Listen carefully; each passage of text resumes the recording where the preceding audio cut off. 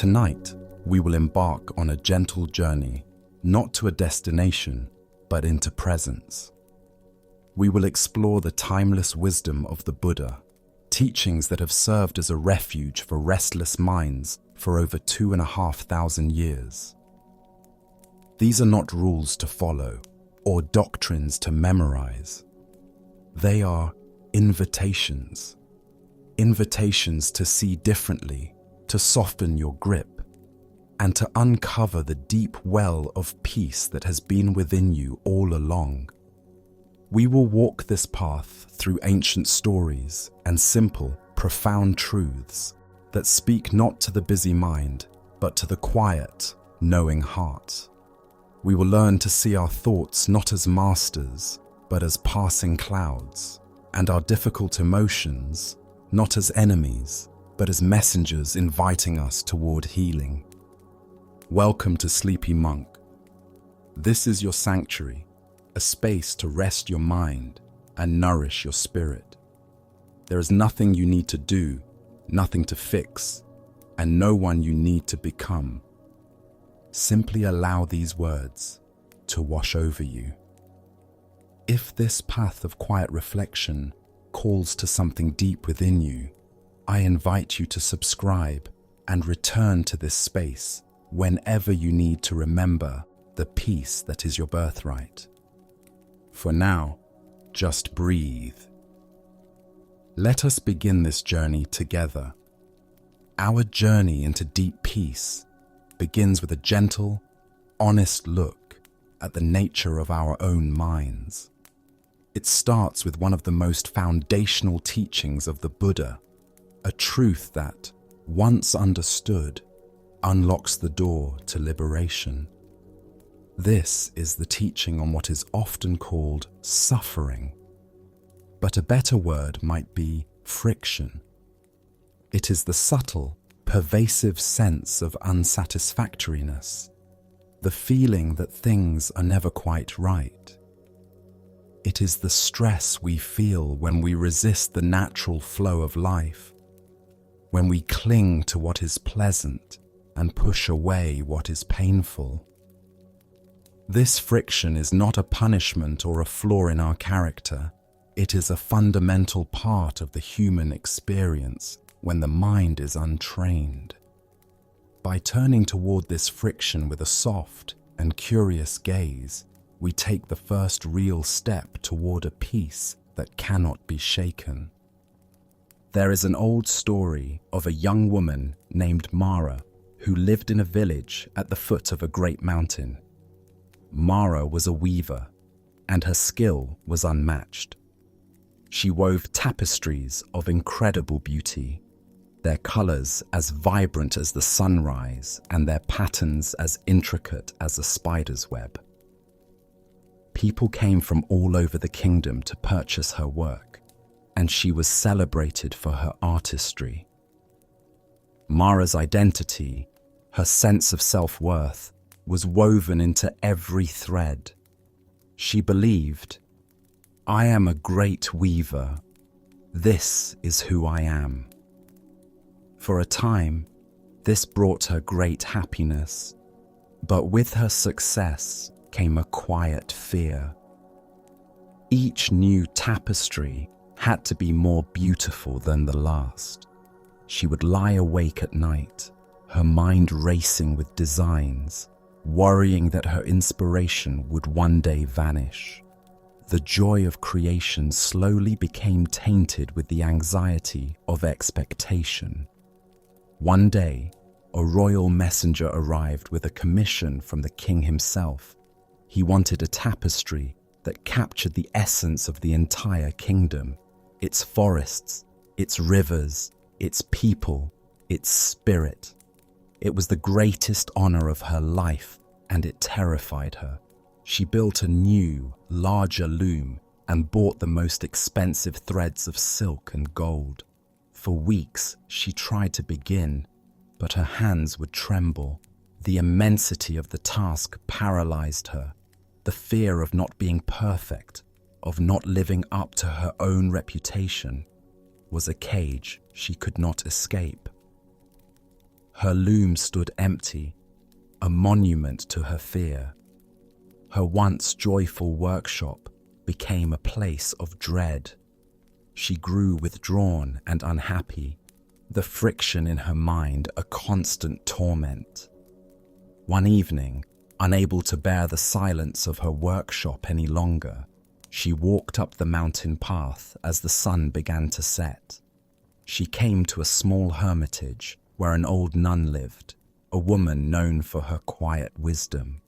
Mara, her voice choked with despair, explained her predicament.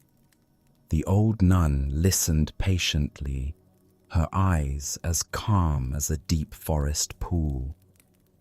When Mara had finished, the nun did not offer advice or solutions. She simply said, "Come, let us watch the sunset." They sat together on a rock overlooking the valley. The sky was a canvas of brilliant oranges, deep purples and soft pinks. It was breathtakingly beautiful, a masterpiece of light and color that was changing with every passing second. "No one expects the sunset to hold still," the nun said softly. "Its beauty is in its vanishing. It does not worry about whether tonight's sunset is as beautiful as last night's. It simply is." She then looked at Mara with profound kindness. "You are not the weaver," she said. "You are the loom. Life is the weaver. Joy, fear, inspiration, and emptiness are all just threads of different colors. You have been trying to control the threads, to weave only with the threads of gold. But a tapestry with only one color has no depth. Your problem is not that you are afraid. The problem is that you believe you should not be." Mara felt the truth of these words settle deep within her bones. The tension in her shoulders began to release. She was not her success. She was not her fear. She was the space through which these things moved. She walked back down the mountain under a sky full of stars. The next morning, she went to her workshop. She took a deep breath and began to weave.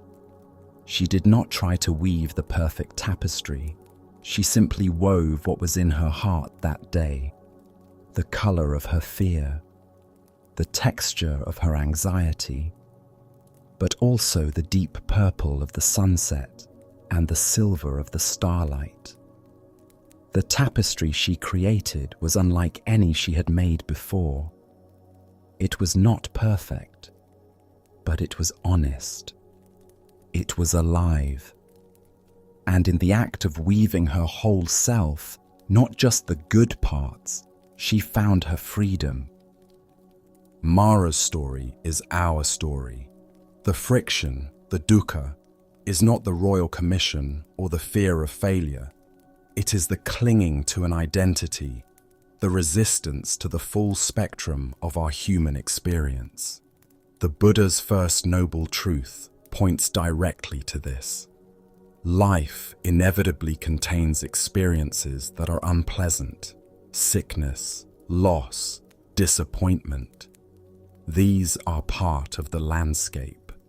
The second noble truth tells us that our suffering arises not from these experiences themselves, but from our craving, our thirst for reality, to be different.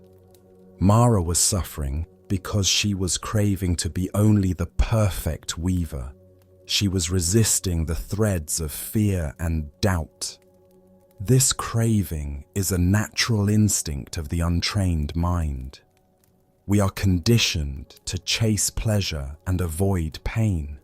We build our identities around our successes and strengths and try to hide our vulnerabilities. But this is like trying to build a dam in the middle of a flowing river. The pressure just builds. The Buddha's teaching is a radical invitation to stop building the dam. It is an invitation to see that our craving, our resistance, is the true source of the pressure we feel. When we chase happiness as a permanent state, we are destined for disappointment because everything is impermanent. When we run from sadness, we give it more power over us. The wisdom lies in turning toward our experience with a gentle and courageous curiosity. It's about widening our embrace to include all the threads, light and dark. This understanding is profoundly empowering. It means that the key to our peace is not in changing the world outside, but in transforming the view from within. We can't stop the river of life from flowing, but we can learn to navigate it with grace and wisdom, finding our balance not by resisting the current, but by moving with it. To bring this wisdom into your own life, you don't need to be a weaver or a monk. You can start right where you are, in the midst of your daily experience. The first practice is to simply become an observer of the friction in your own mind. When you feel that familiar tightening of anxiety, that flash of irritation, or that pang of disappointment, try not to immediately get lost in the story. Instead, pause. Take one conscious breath. And just for a moment, step back and observe the feeling as if you were a scientist watching a strange weather pattern. Name it gently to yourself. This is frustration, or this is the feeling of wanting things to be different. This simple act of naming and observing creates a space of awareness. In that space, you are no longer the emotion. You are the one who is aware of the emotion. This is the beginning of freedom. The next step is to get curious about the craving underneath. What is the mind thirsting for in this moment? If you're frustrated in a traffic jam, the craving is for the traffic to disappear, for reality to bend to your schedule. If you're hurt by a friend's comment, the craving is for their words to have been different, for the past to be rewritten. See if you can identify this underlying desire without judging it. See it with the same gentle curiosity you would have for a child who wants it to be sunny on a rainy day. This understanding softens the heart. You don't have to fight the craving. You just have to see it for what it is, a natural but ultimately unskillful strategy of the mind. Finally, practice softening your body. Our mental resistance manifests as physical tension. When you notice that friction, scan your body. Is your jaw tight? Are your shoulders hunched? Is your stomach in a knot? Consciously invite these parts of your body to soften. You can't think your way out of resistance, but you can breathe your way through it. As you exhale, imagine the tension gently dissolving. This is not about forcing relaxation. It is a gentle allowing, a physical expression of letting go. By practicing in these small moments, you are retraining your mind. You are teaching it that it is safe to feel the full spectrum of life, that you don't need to resist reality to be at peace. You are learning to be the loom, allowing all the threads of life to be woven into the beautiful, imperfect, and ever-changing tapestry of your being. Let us pause here for a moment. Feel the gentle rhythm of your own breath, a quiet anchor in the flow of time. Allow your body to soften, releasing any tension you might be holding. Let the edges of your day melt into this quiet space of rest. If this journey into stillness resonates with you, I invite you to subscribe to Sleepy Monk so we can continue to walk this path together, discovering the peace that is always waiting for our return. We continue our journey by exploring a truth that is both profoundly simple and radically transformative. It is the teaching of impermanence, or anicca. The universe is in a constant state of flux. Nothing is static. Not the mountains, not the stars, not our bodies, and not our thoughts. Everything that arises will eventually pass away. We often experience this truth as a source of anxiety. We fear loss, we grieve change, and we desperately try to hold on to moments of happiness as if they were solid objects. But the Buddha taught that our suffering comes not from the fact of change, but from our resistance to it. The teaching of impermanence is not a lament. It is a gateway to freedom. When we learn to stop fighting the flow of life and instead embrace its dynamic, ever-changing nature, we discover a joy that is deeper and more resilient than any fleeting pleasure. In a valley nestled between two great mountains, there lived a master potter. Her name was Isara, and her work was renowned throughout the land for its exquisite beauty and its near-perfect forms. Her bowls were so finely crafted that they seemed to hum with a life of their own. People would travel for days to acquire one of her pieces, believing that its perfection would bring a sense of order and peace to their homes. A young apprentice named Kyle came to study with her. Kyle was talented but impatient. He was obsessed with creating a perfect pot, one with no flaws, no imperfections, a masterpiece that would last forever. He would work for hours on a single vessel, his brow furrowed in concentration. But every time, just as he thought he had achieved perfection, he would find a tiny flaw, a slight asymmetry, a minuscule bubble in the glaze, a faint tremor from his own hand.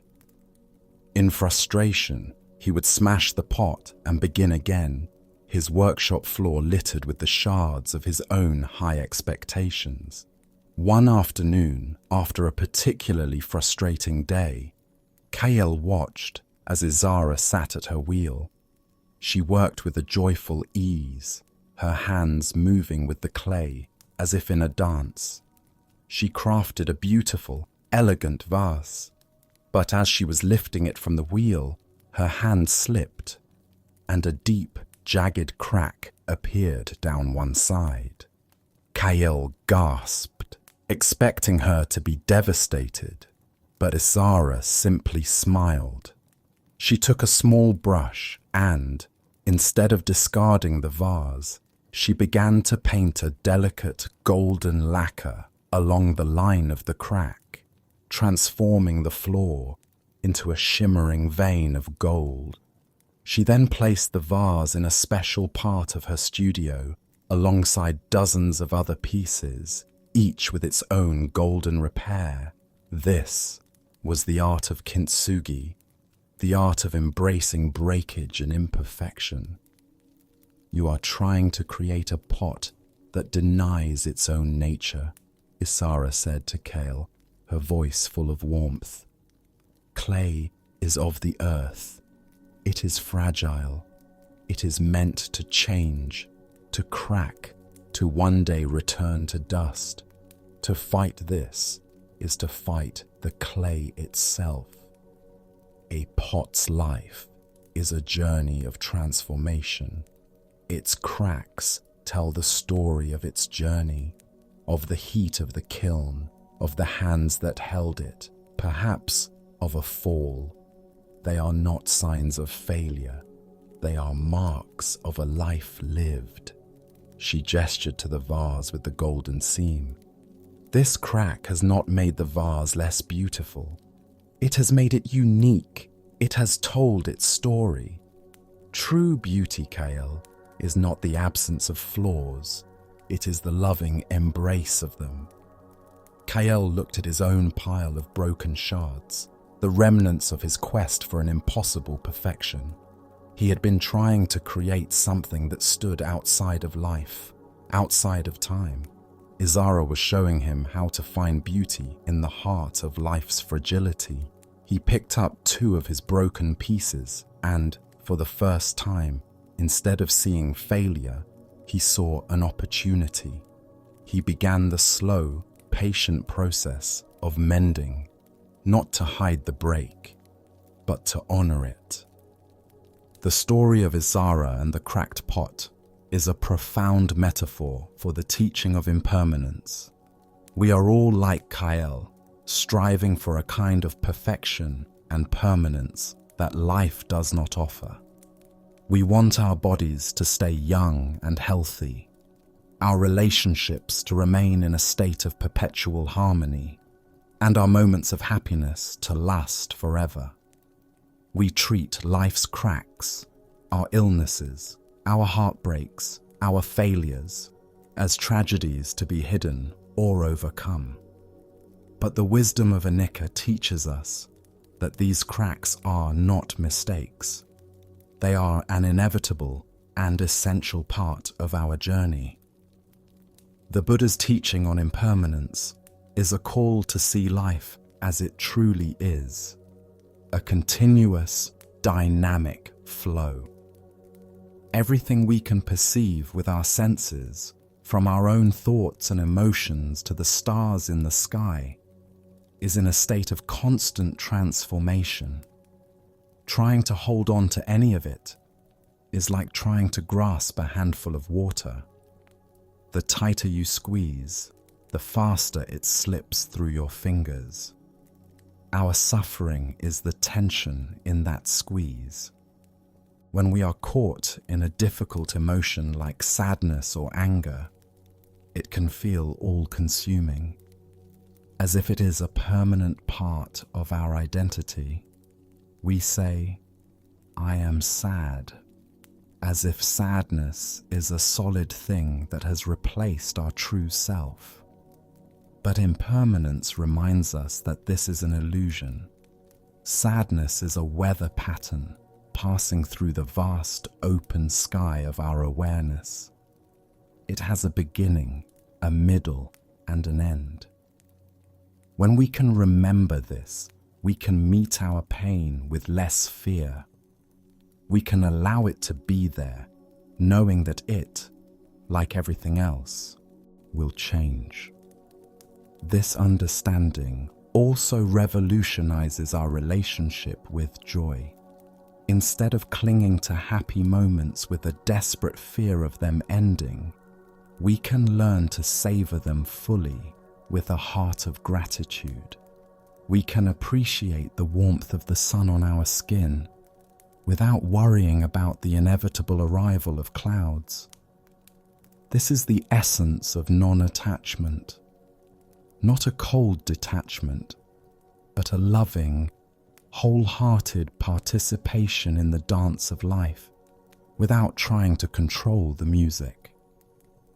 This teaching frees us from the tyranny of the past and the anxiety of the future. The past is a collection of moments that have already dissolved. The future is a collection of moments that have not yet arisen. All we ever truly have is this present moment, and this present moment is always fresh, always new, always changing.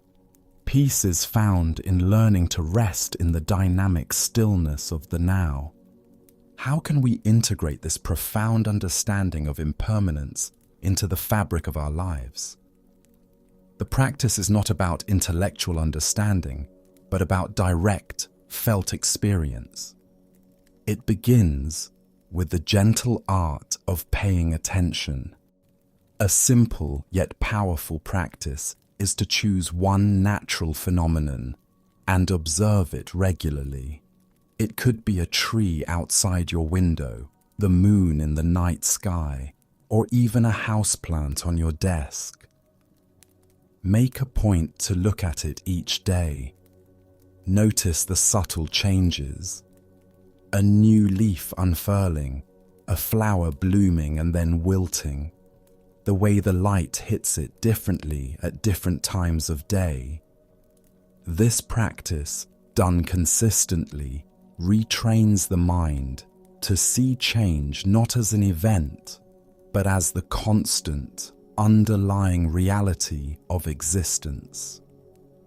Another practice is to become a curious observer of your own inner world. Sit quietly for a few minutes each day and simply watch the flow of your thoughts and feelings. Don't try to stop them or change them.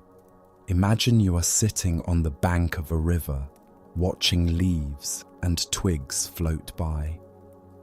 Some thoughts might be dark and heavy, others light and fleeting. Just watch them arise, linger for a moment, and then dissolve.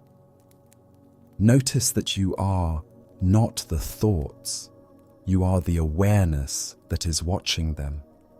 This practice cultivates a spaciousness within you, a quiet center that is untouched by the constant churn of the mind. You can also practice a letting go meditation.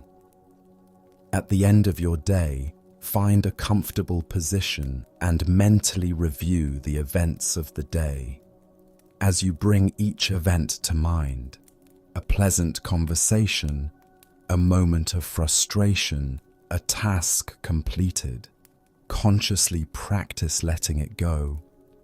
You can visualize placing it on a leaf and watching it float away down a river, or you can simply say to yourself, "This moment is over.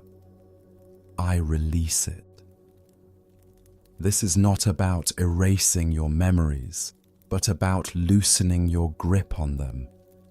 It is a way of acknowledging that the past is complete, freeing you to meet the present moment with openness and presence.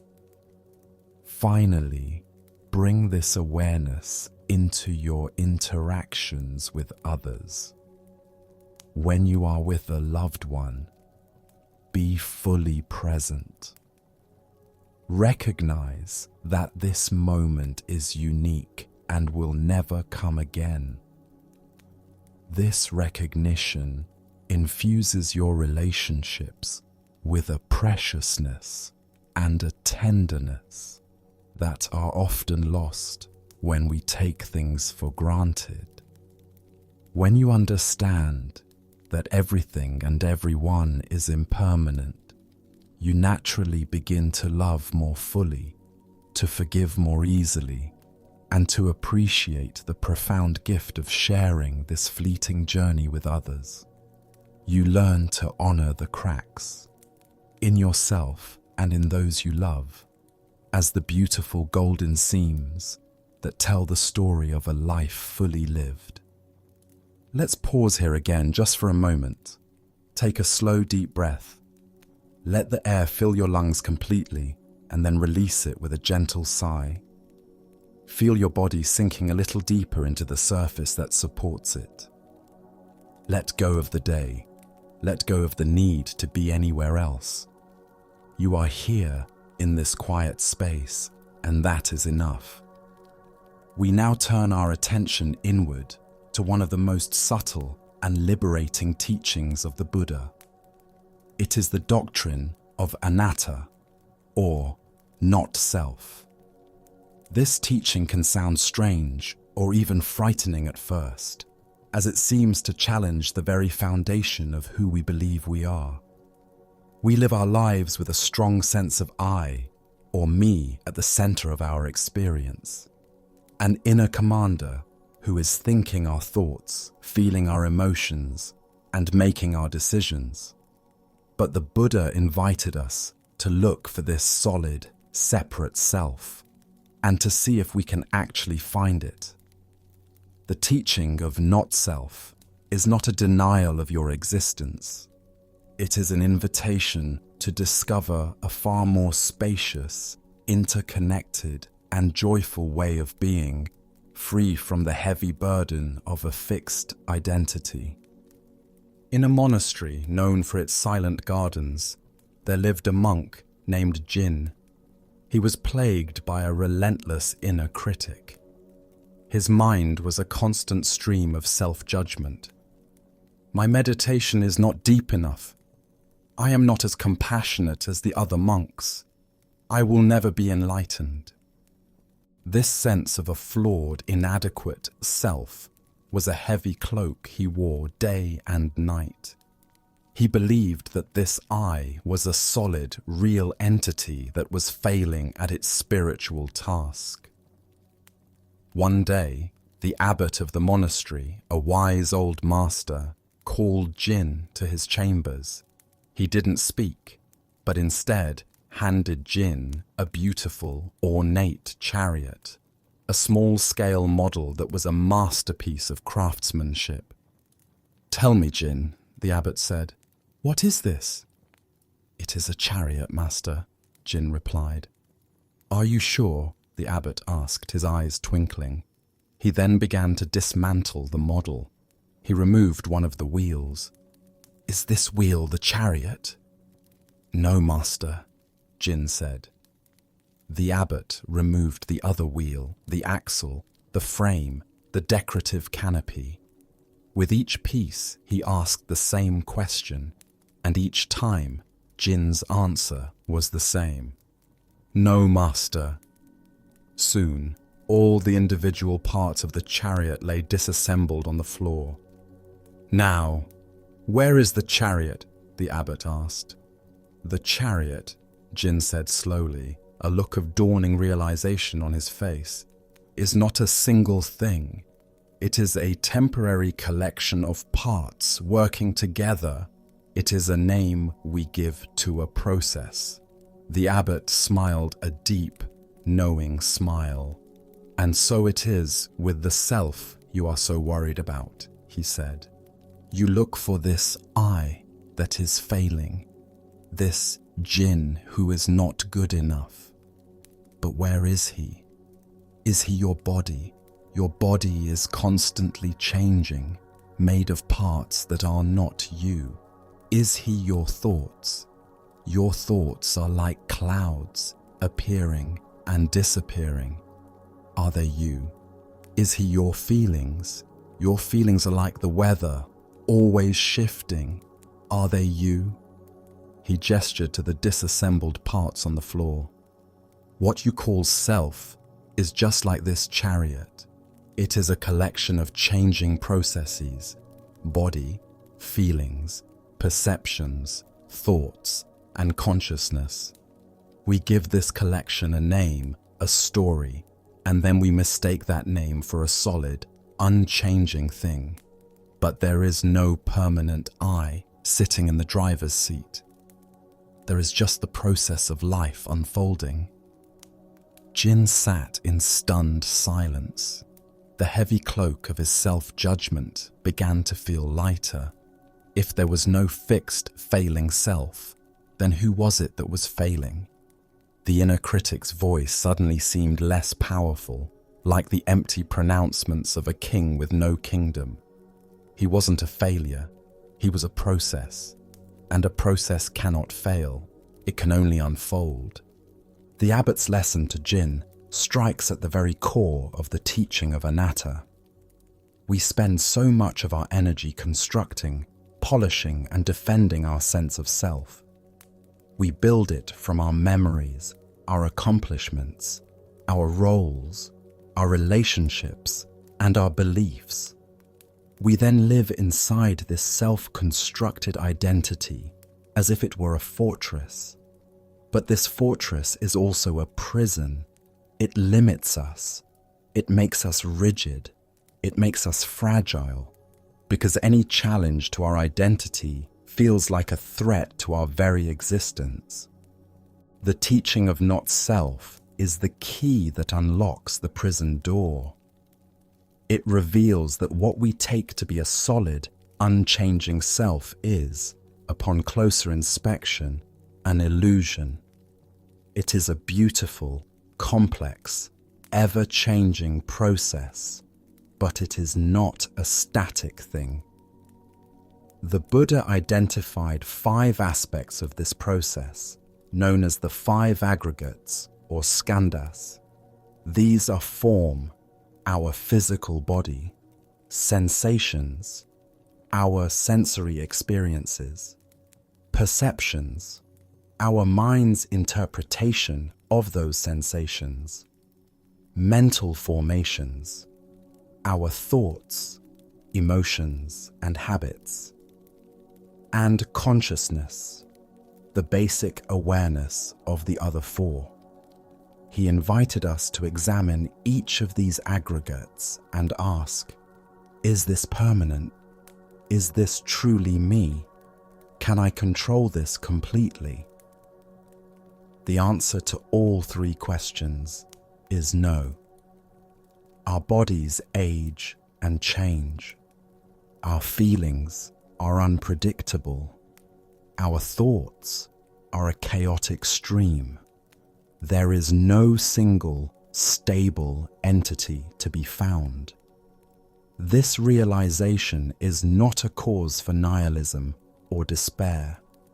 It is profoundly liberating. If you are not a fixed identity, then you are not stuck. You are not defined by your past mistakes. You are not trapped in your current anxieties. You are a flowing river, not a stagnant pond. The anxious person you think you are is just a temporary pattern of thoughts and feelings. The person who failed is just a memory. These are not your permanent essence. This understanding also revolutionizes our relationships with others.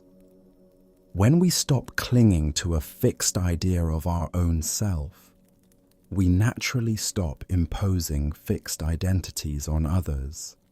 We stop putting people in boxes. He is selfish. She is unreliable.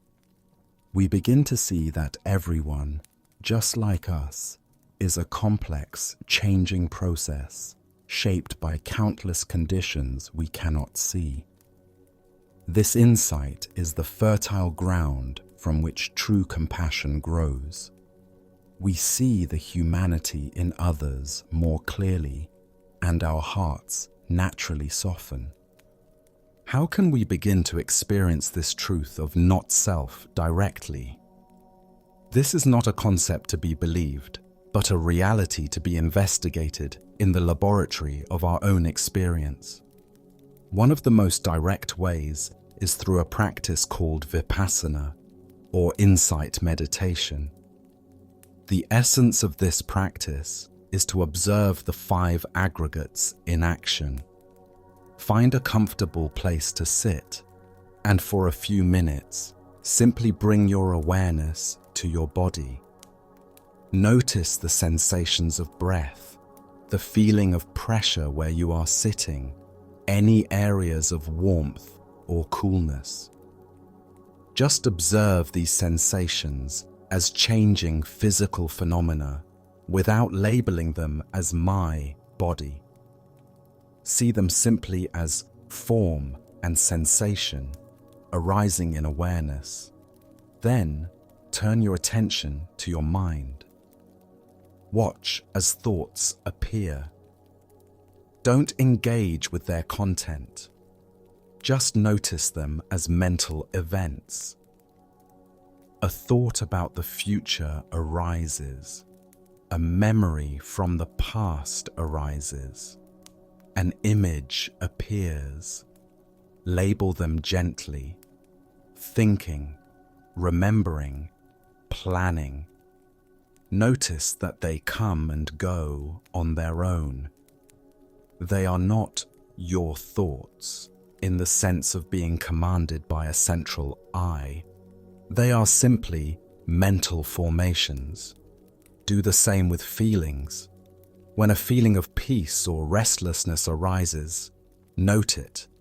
Peace is here. Restlessness is here. See it as a temporary weather pattern, not as my feeling. The goal of this practice is not to find something, but to notice the absence of something, the absence of a solid, independent self controlling the show. Another powerful practice is to question the sense of I. Throughout your day, when the thought, I want this, or I am angry, or I need to do that, arises, gently pause and ask, who is this I? Look for it. Can you locate it in your body? Can you find it in your thoughts?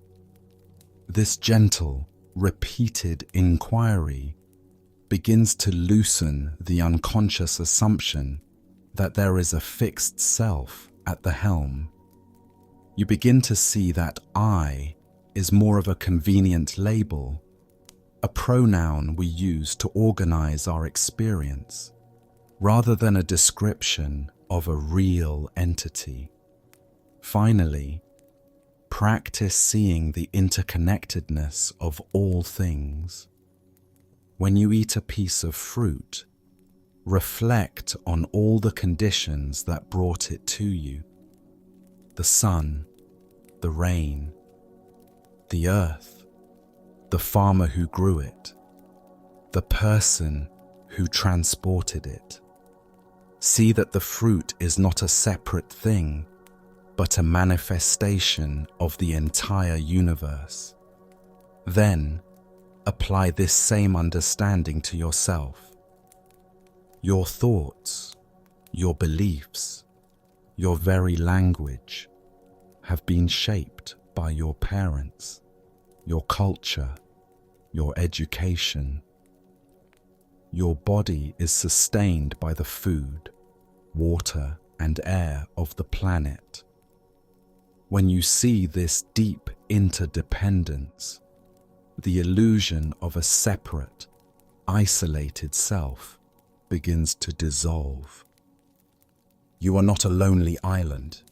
You are a wave in the great ocean of being, inseparable from the whole. This realization that the separate self is an illusion naturally leads us to our next exploration. It is the teaching of dependent origination, or paticca samuppada. This beautiful and profound doctrine illuminates the very fabric of reality, showing us that nothing, absolutely nothing, exists on its own. Everything arises in dependence on other factors. Every object, every person, every thought, every moment is a convergence of countless causes and conditions. Seeing this truth doesn't just change how we think. It dissolves the very roots of alienation and loneliness and gives rise to a deep and unshakable compassion. There is a teaching story told of a solitary monk named Sila, who went to a remote cave in the mountains to deepen his meditation. He wanted to find a peace that was entirely his own, untouched by the messiness and noise of the world. He believed that by isolating himself, he could achieve a pure and independent state of enlightenment. For his daily meal, he had a single bowl of rice, which a villager would silently leave at the mouth of his cave each morning. One day, as he prepared to eat, he looked closely at the small white grains in his bowl. His teacher's words echoed in his mind. Look deeply at any one thing, and you will see the whole universe. Sila decided to try. He focused his entire attention on a single grain of rice. At first, he saw only a tiny white object, but as his mind stilled, his vision deepened. He saw the farmer who had planted the rice seed, his back bent under the hot sun, his hands calloused from the work. He saw the rich, dark earth that had nourished the seed and the monsoon rains that had watered it, rains that had traveled as clouds from a distant ocean. He saw the sun, a fiery star millions of miles away, whose light was essential for the rice stalk to grow. He saw the people who had harvested the rice, those who had milled it, and the one who had transported it to the market. He saw the villager who, with an act of quiet generosity, cooked the rice and brought it to his cave. He saw the potter who had crafted his simple clay bowl and the fire that had hardened it. He continued looking and saw that the farmer could not have worked without the food he ate, which was grown by other farmers. The rain could not have formed without the ocean, and the ocean could not exist without the rivers. Everything was connected.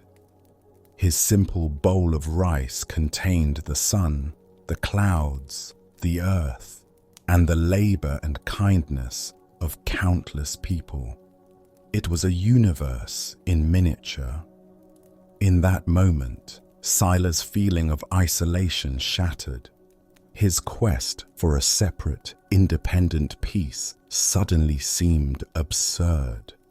He realized that even here, in his remote cave, he was not alone. He was deeply, inextricably connected to everything and everyone. His nourishment, his body, his very breath were gifts from the world he had tried to leave behind. He bowed to the bowl of rice, not as a monk eating a meal, but as a man receiving the universe. His heart, once closed in a pursuit of solitary purity, broke open with a profound sense of gratitude and connection to all life.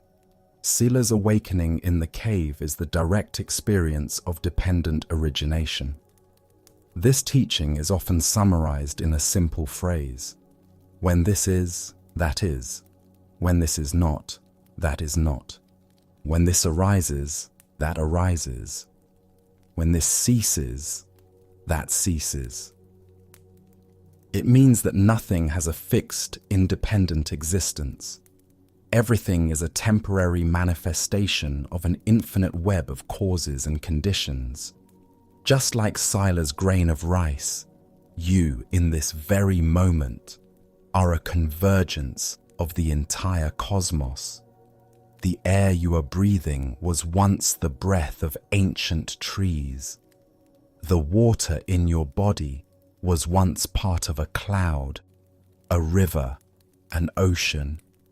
Your thoughts and language are shaped by generations of ancestors, writers, and thinkers you have never met.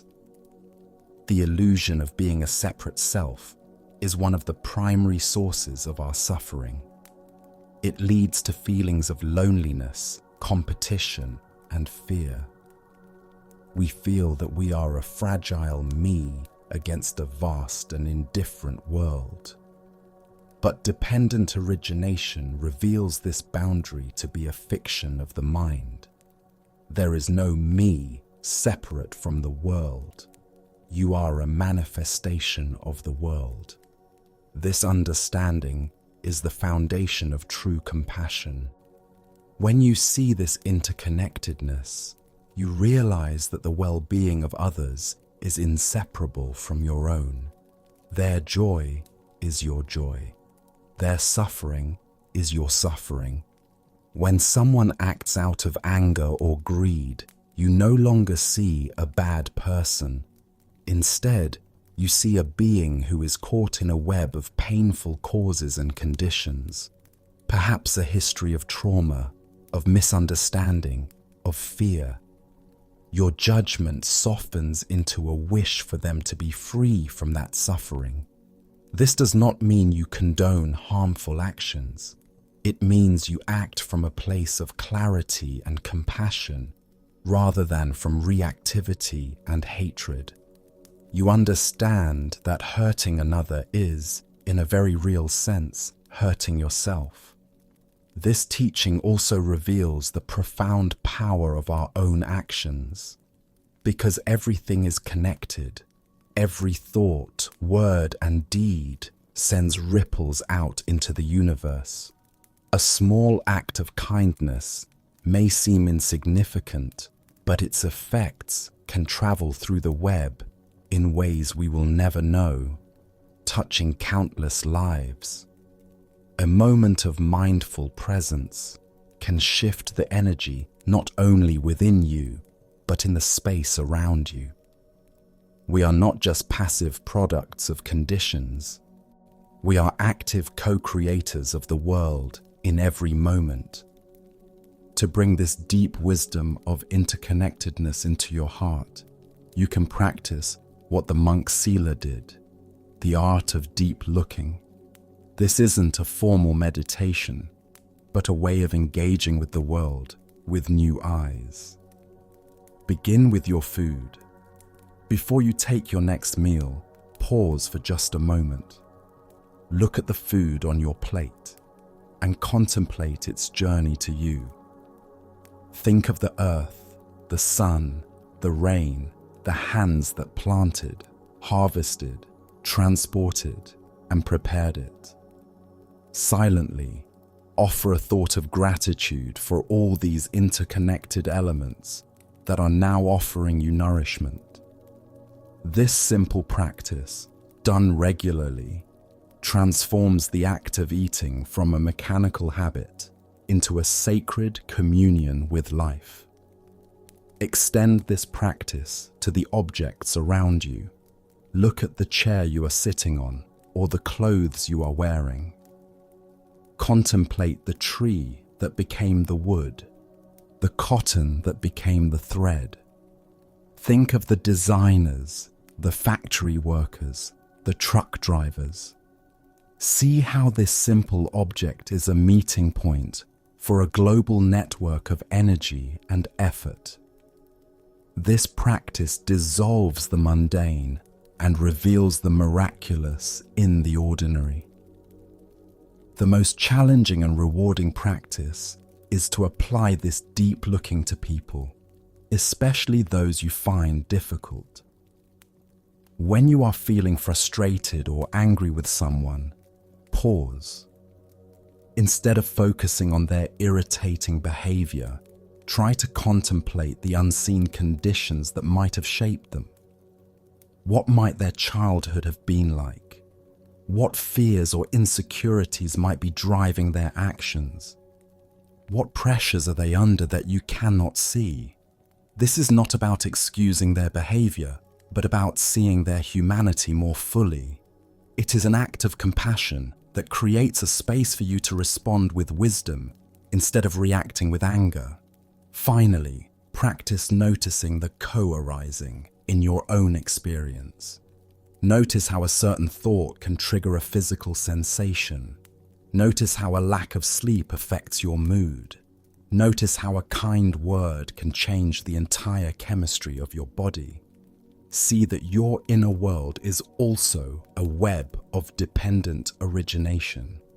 By observing these connections without judgment, you gain a profound understanding of how to skillfully cultivate the causes and conditions for your own peace and well-being. Let us pause now, taking a moment to feel the truth of this connection. Feel the air entering your lungs, a gift from the vast atmosphere. Feel the ground supporting you, a gift from the ancient earth. You are held. You are part of this magnificent web. If this sense of belonging brings peace to your heart, I invite you to subscribe to Sleepy Monk. Let us continue to explore these quiet truths together. Having seen that we are not separate, but part of a vast, interconnected flow, we now arrive at a very practical question. How do we navigate this flow?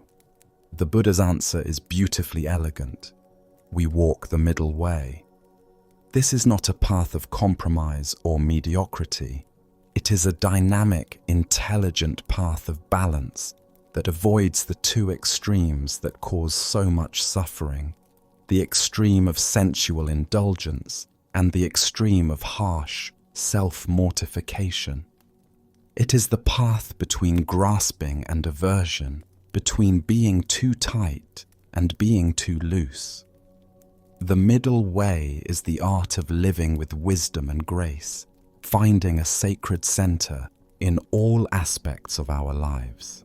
The story of the middle way is the story of the Buddha's own life. Before his enlightenment, he lived as Prince Siddhartha, surrounded by every imaginable luxury. He had beautiful palaces, fine clothes, delicious food, and was shielded from all sights of suffering. He lived in the extreme of sensual indulgence, chasing happiness through pleasure. Yet, despite having everything, he felt a deep spiritual emptiness.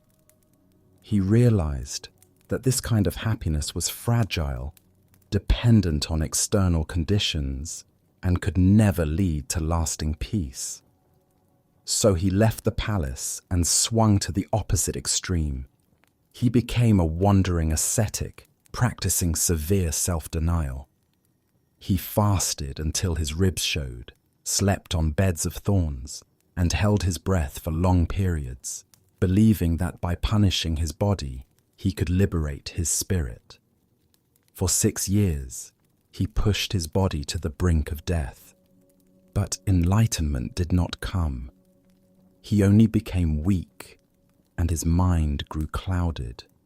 One day, collapsed by a river and close to death, he heard a musician on a passing boat teaching a student how to tune a sitar.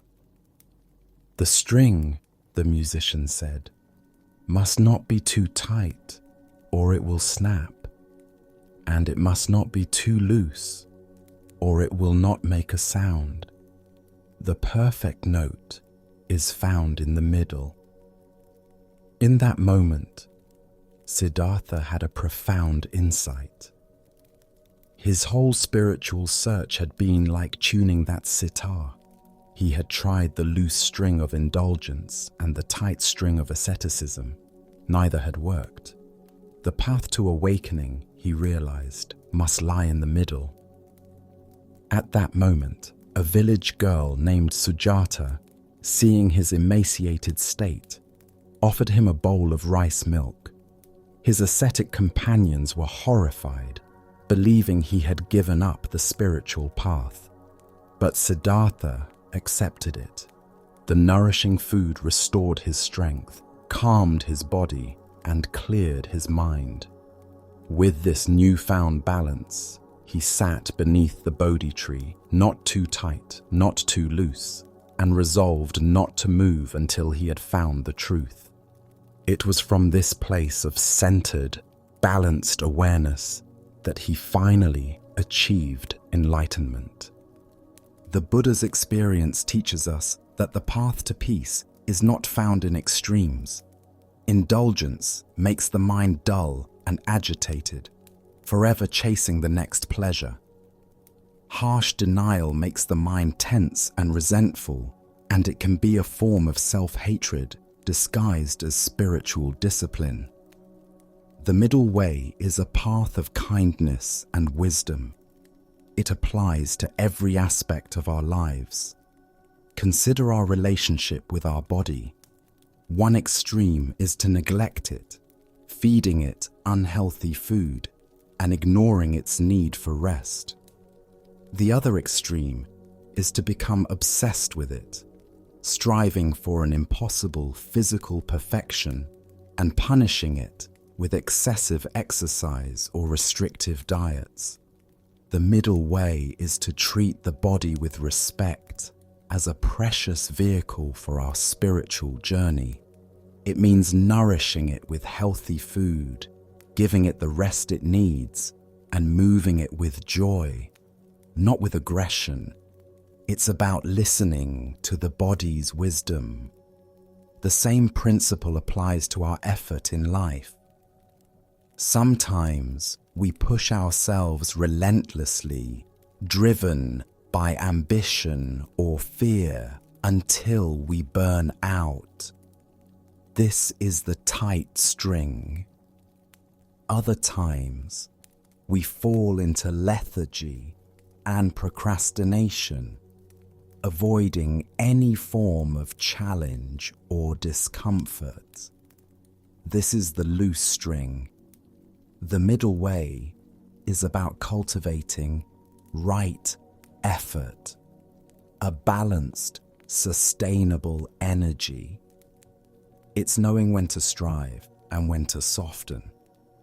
It's working with diligence, but without frantic tension, and resting with intention, but without guilt. This balance is not a fixed point. It is a dynamic dance we learn to feel from moment to moment. The middle way also guides our emotional life. We can swing between the extreme of emotional suppression, where we deny or numb our feelings, and the extreme of emotional indulgence, where we are completely swept away by every mood. The middle path is mindfulness. It is the capacity to be with our feelings, our joy, our sadness, our anger, without either pushing them away or being consumed by them. We acknowledge the feeling, we allow it to be there, and we watch it with a calm and spacious awareness, just as we would watch the weather change in the sky. This is the art of being neither too tight nor too loose with our own hearts. To walk the middle way is to become a master of the art of living. It is a path that requires constant awareness and gentle self-correction. The first practical step is to cultivate the quality of listening inward. Before you eat, ask your body, what do I truly need for nourishment? Before you take on another project, ask yourself, do I have the energy for this, or do I need rest? Before you react in a conversation, ask your heart, what is the most balanced and kind response here? This inner listening is your compass for the middle way.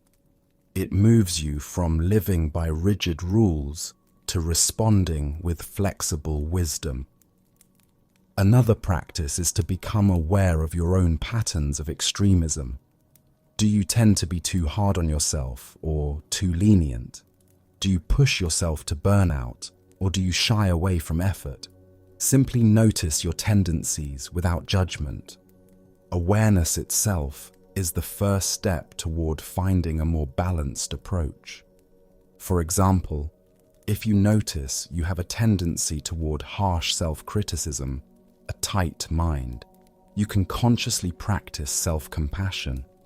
When the inner critic arises, you can soften and say to yourself, "It's okay, I am doing my best."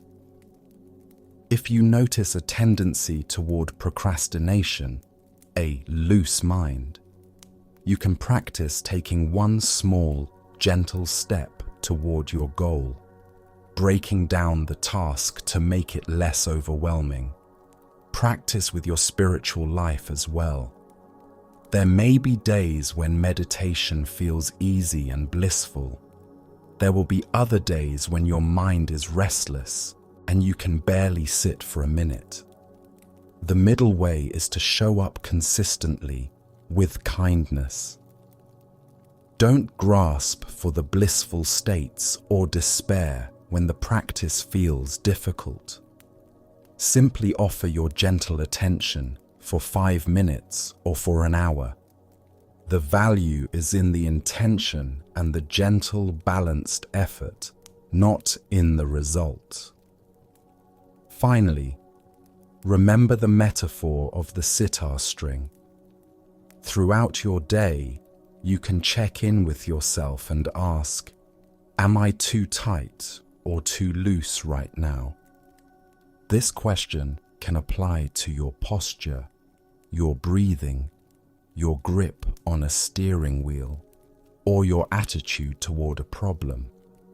Often, you will find you are holding on too tightly. In that moment, you can consciously breathe out and soften. You can release the tension. This constant, gentle retuning is the practice of the middle way. It is how we create beautiful music with our lives. Let's pause and breathe into this sense of balance. Feel your breath, not forced, not shallow, but just right. Feel your body, not rigid, not slumped, but gracefully present. This is the middle. It is a place of peace. If finding this center speaks to you, I invite you to subscribe to Sleepy Monk and let us walk this balanced path together. From this place of balance, we can now open our hearts. The wisdom teachings of Buddhism are often compared to one wing of a bird, and compassion is the other. Both are needed to fly. We now explore the practice of metta, or loving kindness. This is not a sentimental or passive feeling. It is the active, intentional cultivation of unconditional goodwill, a radiant warmth that we can learn to extend to ourselves, to others, and to all of life. Metta is a powerful antidote to anger, resentment, fear, and self-criticism. It is the practice of tending to the garden of the heart so that kindness can bloom.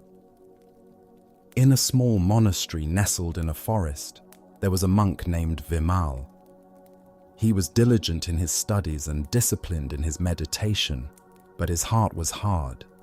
He was quick to find fault in the other monks. One was too loud, another too lazy, a third too proud. Most of all, he was harsh with himself. Every perceived mistake in his practice was met with a barrage of internal criticism. His mind was a battlefield, and he was becoming exhausted and bitter. One day, his teacher, a gentle old master, called him over. "Vimal," he said, "your mind is like a parched field where nothing can grow. You water it only with the salt of judgment. From now on, you will put aside your other studies. Your only practice will be this. You will take a small, smooth stone, and for 1 hour each day, you will walk the forest path and repeat the words, 'May I be happy. May I be at peace.'" Vimal thought the instruction was foolish. "How will repeating empty words help me?" he protested. "I need more discipline, not less." "The hardness in your heart is your greatest indiscipline," the master replied softly. "Just do as I say." Reluctantly, Vimal began the practice. For the first few days, he felt ridiculous. He muttered the phrases through clenched teeth, his mind screaming in protest. The words felt like lies. Happy? I am miserable. Peaceful? I am at war. He felt no kindness, only irritation. But he had promised his teacher, so he continued. After a week, something began to shift. One day, as he was walking, he saw a small deer with its fawn. The mother deer was so gentle, so tender with her young. A feeling, faint but warm, stirred in Vimal's chest. That day, when he repeated the phrase, "May I be happy," it felt slightly less like a lie. He continued his practice. He started to notice small things, the way the sunlight filtered through the leaves, the scent of the damp earth, the sound of a distant stream. One day, he saw another monk stumble and drop a stack of firewood. Vimal's first instinct was to judge him as clumsy. But then, a new thought arose, unbidden. May he be at ease. It was quiet, but it was there. He walked over and helped the monk gather the wood, and for the first time, he looked him in the eyes and smiled, a genuine smile. His main practice continued to be for himself. May I be happy. May I be at peace. The phrases became smoother, less forced. He began to feel a sliver of the peace he was wishing for. He realized that for years, he had been treating himself like an enemy. This practice was the first time he had ever actively offered himself kindness. The hardness in his heart, like a frozen river in spring, began to thaw. One day, the master saw him sitting by the stream, no longer holding the stone, simply watching the water flow. Vimal's face was soft, his eyes clear. The field is no longer parched, is it? The master asked. Vimal bowed, his heart full of a quiet, warm gratitude. No, master, he said. The rain has finally come. Vimal's story illustrates the transformative power of metta practice. It is a form of mental training that rewires our habitual responses of anger, judgment, and fear. The Buddha taught that just as a farmer cultivates the earth to grow crops, we can cultivate our hearts to grow the wholesome states of love, compassion, joy, and equanimity. Loving kindness is the foundational practice. It is the sincere wish for the well-being of a being without any expectation of getting something in return. It is a love that is unconditional and boundless. Crucially, the practice traditionally begins with oneself. This is not a selfish act. We cannot offer to others what we do not have for ourselves. Many of us find it easiest to feel kindness for others, but we live with a harsh inner critic who berates us for our perceived flaws. Directing loving kindness toward ourselves is often the most difficult and therefore the most essential step. It is a radical act of self-acceptance and self-compassion.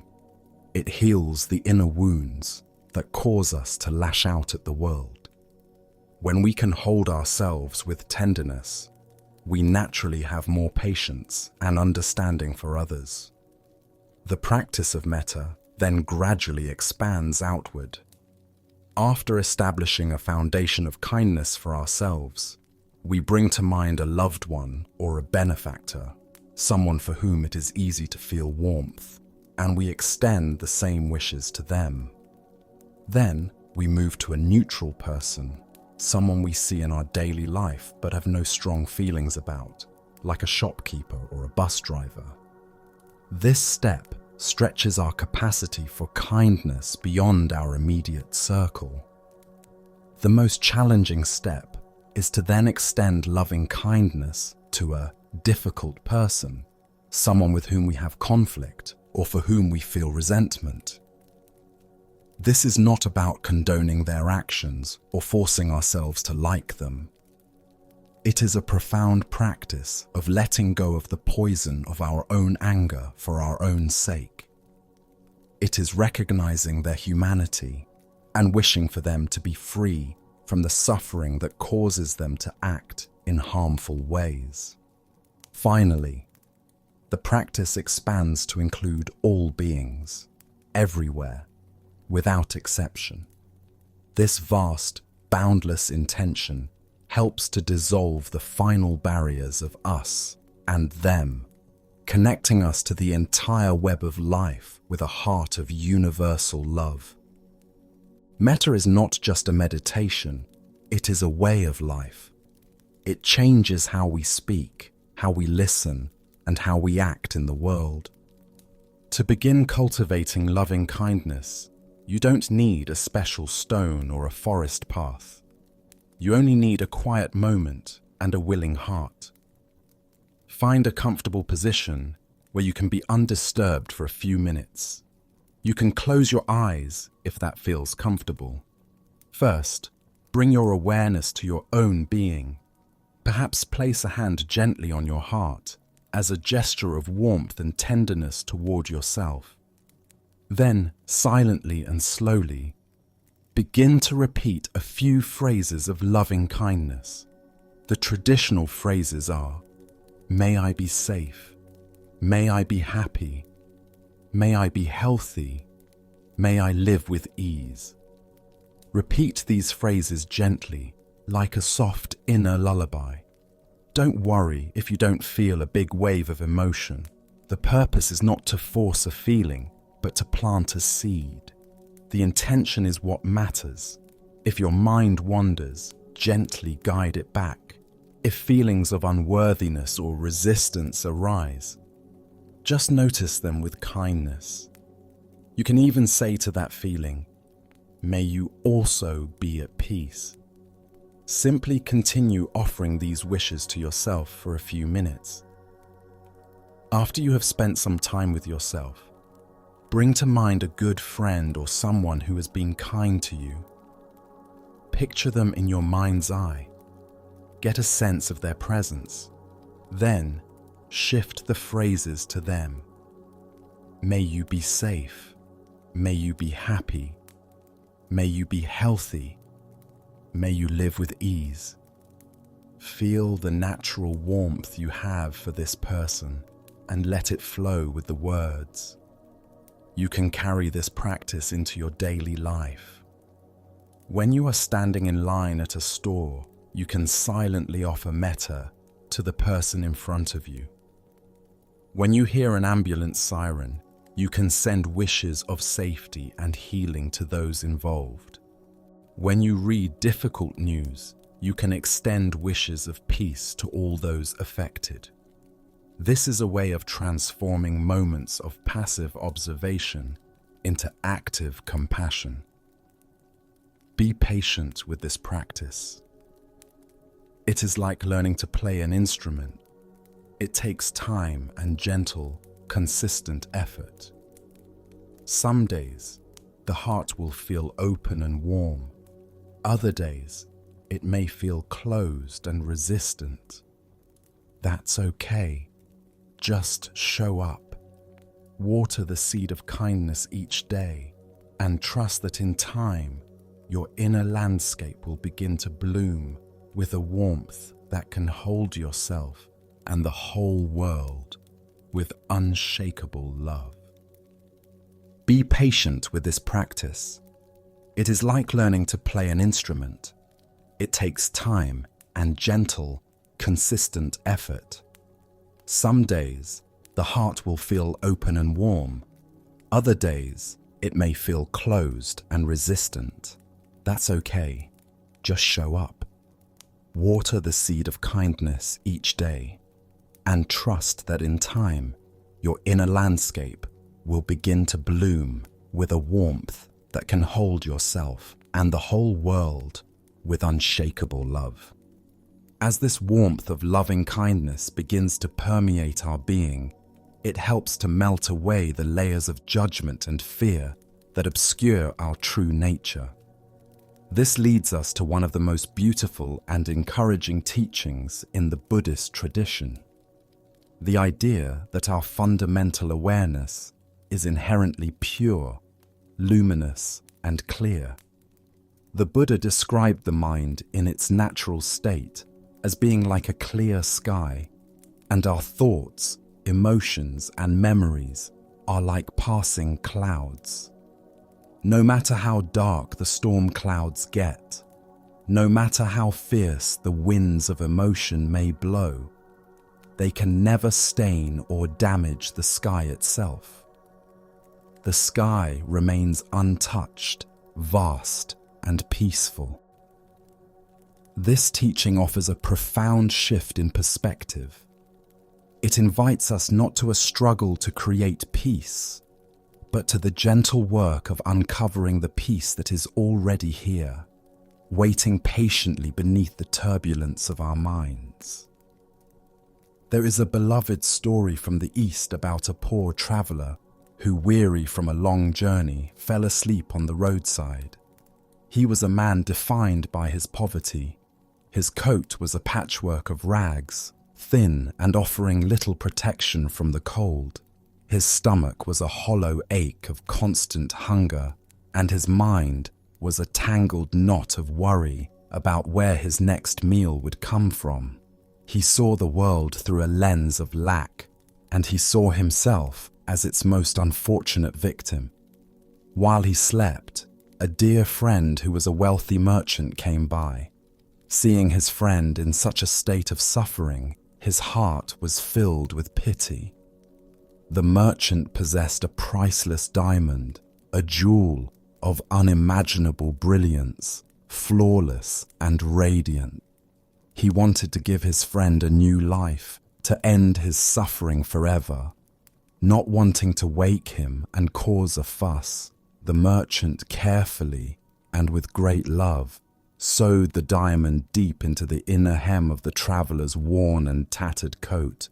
Then, with a silent blessing, he continued on his way. The traveler awoke some time later, stretched his aching limbs, and felt the familiar pang of hunger. He was completely unaware of his new fortune. He continued his life of poverty, wandering from town to town, begging for scraps of food and a place to sleep. For years, he lived this way, his suffering a constant companion. He cursed his fate and envied the wealthy, never knowing that he himself carried a treasure that could end all his troubles. The diamond, hidden and forgotten, traveled with him through dust and rain, through cities and forests, its brilliant light completely obscured by a thin layer of cloth. One day, many years later, he happened to cross paths with the same merchant friend. The merchant was shocked to see him still living in such misery. "My friend," he cried out, his voice a mixture of astonishment and compassion. "What have you been doing all this time? Why are you still living like this? I gave you a priceless jewel years ago. It should have been more than enough to provide for you for the rest of your life." The traveler looked at him, bewildered. "You gave me nothing," he mumbled, his voice full of the resignation of his long suffering. The merchant knelt down, took the hem of the traveler's ragged coat, and with his knife, carefully cut the threads he had sewn so long ago. The diamond fell into his palm, catching the sunlight and exploding into 1,000 points of brilliant, dazzling light. The traveler stared, speechless. He had been a rich man all along, but he had been living as a pauper because he didn't know the treasure he possessed. This story is a perfect allegory for our own human situation.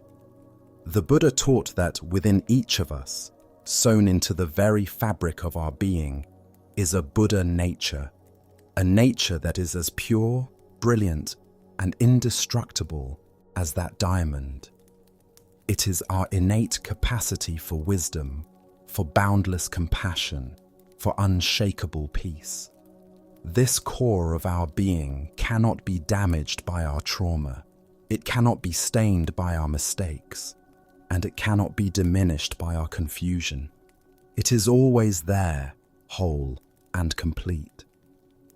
The problem is that, like the traveler, we don't know it. We identify with our worn and tattered coat, our fleeting, anxious thoughts, our painful and stormy emotions, our self-critical stories. We believe the story that says, "I am an anxious person. I am not worthy of love. I am fundamentally broken." We live in a state of self-imposed spiritual poverty, completely unaware of the immense wealth that lies within our own heart. The entire spiritual path, then, is not about becoming a better person or acquiring a diamond we don't have. It is the process of realizing the diamond is already ours. It is the practice of turning our attention inward and recognizing the luminous, knowing quality of awareness that has been present all along, witnessing every moment of our lives. This awareness is the silent witness. It is the part of you that is aware that you are thinking, but is not the thoughts themselves. It is the part of you that feels a wave of sadness wash through you, but is not the sadness itself. It is the calm, unchanging presence that holds the ever-changing contents of your life. Recognizing this nature is profoundly healing. It is the ultimate act of self-love and acceptance. It means you don't have to fix yourself. You are not a problem to be solved. You are a treasure to be discovered. The work is not to become a different person, but to gently remove the layers of mud, the layers of conditioning, fear, and mistaken identity that have hidden the brilliance of your own heart. This is a deeply optimistic view of humanity.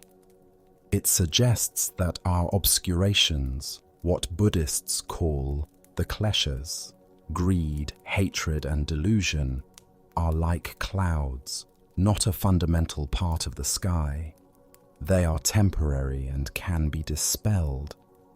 Our true nature is the clear, open sky. To experience this luminous nature for yourself is to shift from a life of frantic doing to a life of restful being. The practice is subtle, requiring less effort and more trust. It is the art of recognizing the sky behind the clouds. One of the most direct ways to practice this is to pay attention to the spaces between things. Sit quietly and bring your attention to your breath, but instead of just focusing on the in-breath and the out-breath, become particularly interested in the brief pause that happens at the end of the exhalation before the next inhalation naturally begins. In that tiny, empty gap, there is a moment of pure stillness. There is no thought, no effort, just quiet, alert presence. Try to rest your attention in that stillness, even for a second. It is a doorway, a glimpse into the quiet, spacious nature of your own mind. You can also practice listening to the silence. Find a quiet place and simply listen. At first, you will hear external sounds, a distant car, the hum of a refrigerator, the chirping of a bird. These are the foreground sounds. But can you listen underneath them? Can you become aware of the vast field of silence that is holding all of them?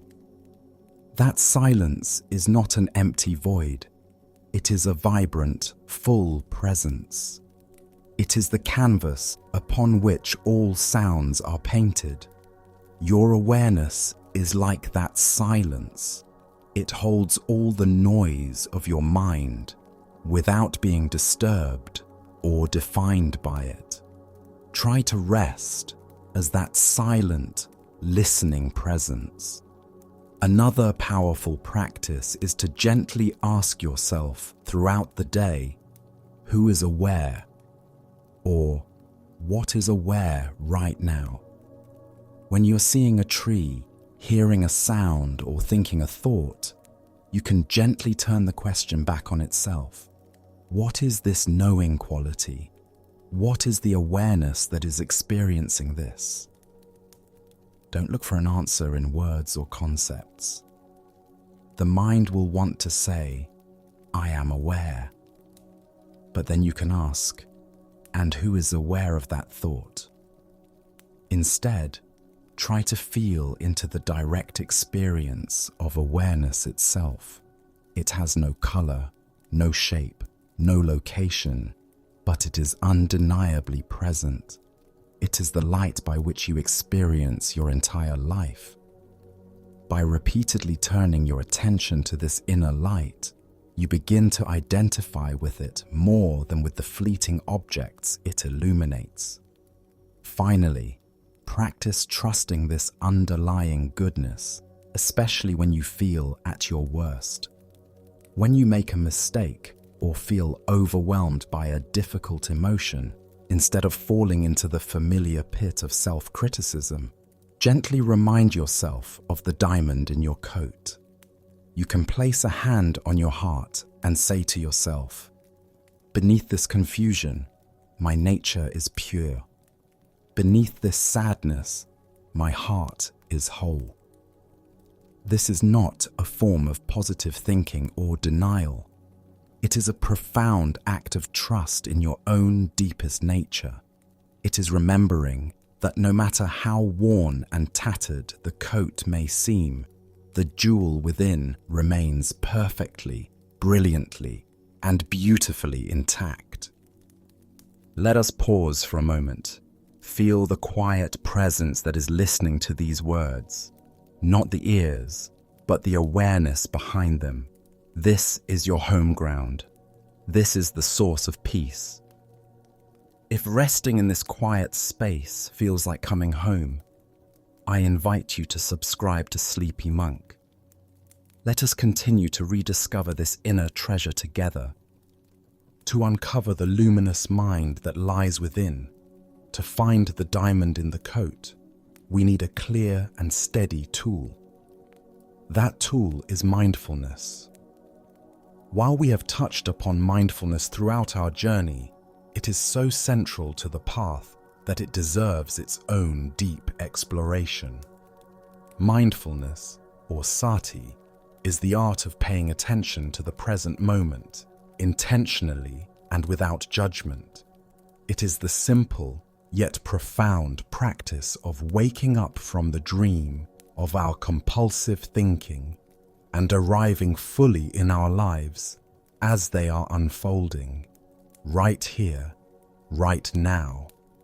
It is often paired with its indispensable partner, concentration, or samadhi, which is the ability to keep our attention stable and collected once we have placed it. Together, mindfulness and concentration are the two wings of a bird, allowing us to soar into the clear sky of our own awareness. Imagine a skilled archer preparing to shoot an arrow at a distant target. The crowd around her is murmuring, the wind is blowing, and the memory of a previous miss tugs at the edge of her mind. Yet, to succeed, she must bring her entire being into this singular, present moment. Her breath must be deep and steady, her body relaxed yet firm, her gaze soft yet unwavering. If her mind drifts to the past, to the memory of that miss, a subtle tension will enter her arm, and the arrow will fly untrue. If she becomes anxious about the future, about the glory of hitting the target or the shame of failing, her focus will blur and her aim will be off. Her power, her skill, her very artistry comes from her ability to gather all of her scattered energy, all the distractions, all the hopes, all the fears, and channel it into a single point of profound, unshakable presence. In the moment of release, there is no archer, no target, no past, no future. There is only the flight of the arrow. That state of collected, mindful awareness is precisely what we are cultivating in Buddhist practice. Most of the time, our minds are the opposite of that archer. Our mental energy is scattered in 1,000 directions. We are driving our car while replaying an argument from yesterday. We are eating our lunch while composing an email for tomorrow. We're in conversation with a loved one, nodding and smiling, while our mind is 1,000,000 miles away, lost in a labyrinth of worry. We are rarely ever fully where we are. This state of distraction is a form of psychic sleepwalking. We are not truly living our lives. We are living in a mental simulation of them. This is a primary source of our suffering.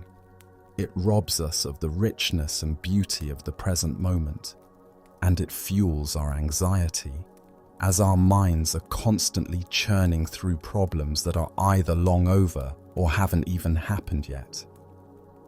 Mindfulness is the gentle but firm practice of waking up from this dream. It is the act of bringing our attention back from the scattered worlds of past and future and anchoring it in the direct, tangible reality of the now. The practice of mindfulness is the heart of Buddhist meditation. It is the training that allows us to see the workings of our own mind with compassionate clarity, rather than being helplessly tossed about by them. When you are mindful, you begin to see your thoughts as just thoughts, passing mental events like clouds in the sky, not as absolute truths or direct commands. You can observe a thought of anger arise, and instead of immediately identifying with it and acting on it, you can simply note, anger is here. This creates a crucial gap of awareness, a sacred pause. In that space, there is freedom. In that space, you can choose to respond with wisdom and kindness rather than react with blind habit.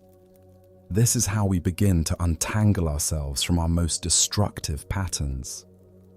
Mindfulness is also profoundly kind. The instruction is to pay attention without judgment. This is so important. We are often our own harshest critics. When we try to meditate, our minds might say, "You're doing this wrong. You can't even sit still for a minute. You're a failure at this." A mindful response is to see that thought of self-criticism and to meet it with gentleness, not with another layer of judgment. You simply note, judging is here, and then, with the kindness you would show a lost puppy, you gently guide your attention back to your breath. Every time you do this, you are performing an act of profound self-compassion. As mindfulness strengthens, so does concentration, samadhi. A mindful mind is a collected mind. Just as the archer gathers all her energy into one point, the meditator learns to gather their attention onto a single object, most commonly the breath. As the attention becomes more stable, the monkey mind begins to calm down. It's like letting a jar of muddy water sit undisturbed. The mud of our restless thoughts and agitating emotions gradually settles, and the water of the mind becomes transparent and still. In this state of clear, concentrated awareness, deep insights can arise spontaneously. We begin to see the truth of impermanence, not self, and interconnectedness, not as philosophical ideas, but as visceral, lived realities. This is why mindfulness and concentration are said to be the path to wisdom. They are not just relaxation techniques, they are the master tools we use to explore and ultimately liberate our own minds. The foundational practice for developing mindfulness and concentration is the mindfulness of breathing, or anapanasati. You can practice this anywhere, but it is helpful, especially in the beginning, to find a quiet place where you can sit for a few minutes without being disturbed. Find a posture that embodies dignity and ease. It could be on a cushion on the floor, or sitting upright in a chair with your feet flat on the ground. The key is an upright spine, which fosters alertness, and a relaxed body, which fosters calm. You can close your eyes gently or keep them softly open with a downward gaze. Begin by taking 3 slow, deep breaths, and with each exhalation, consciously release any obvious physical or mental tension. Then, let your breath return to its natural rhythm. Don't try to control it or change it in any way. Just let the body breathe itself. Now, choose a spot to anchor your attention. A common spot is the tip of the nostrils, where you can feel the subtle sensations of the cool air entering and the slightly warmer air leaving. Another good spot is the abdomen, feeling the gentle rise on the in-breath and the gentle fall on the out-breath. Choose one of these spots and simply rest your attention there. Feel the raw sensation of the breath, moment by moment. Your mind will inevitably wander. It will drift into planning, remembering, worrying, or fantasizing. This is not a mistake or a failure. It is simply the nature of the untrained mind. The moment you notice that your mind has wandered is a moment of success. It is a moment of mindfulness.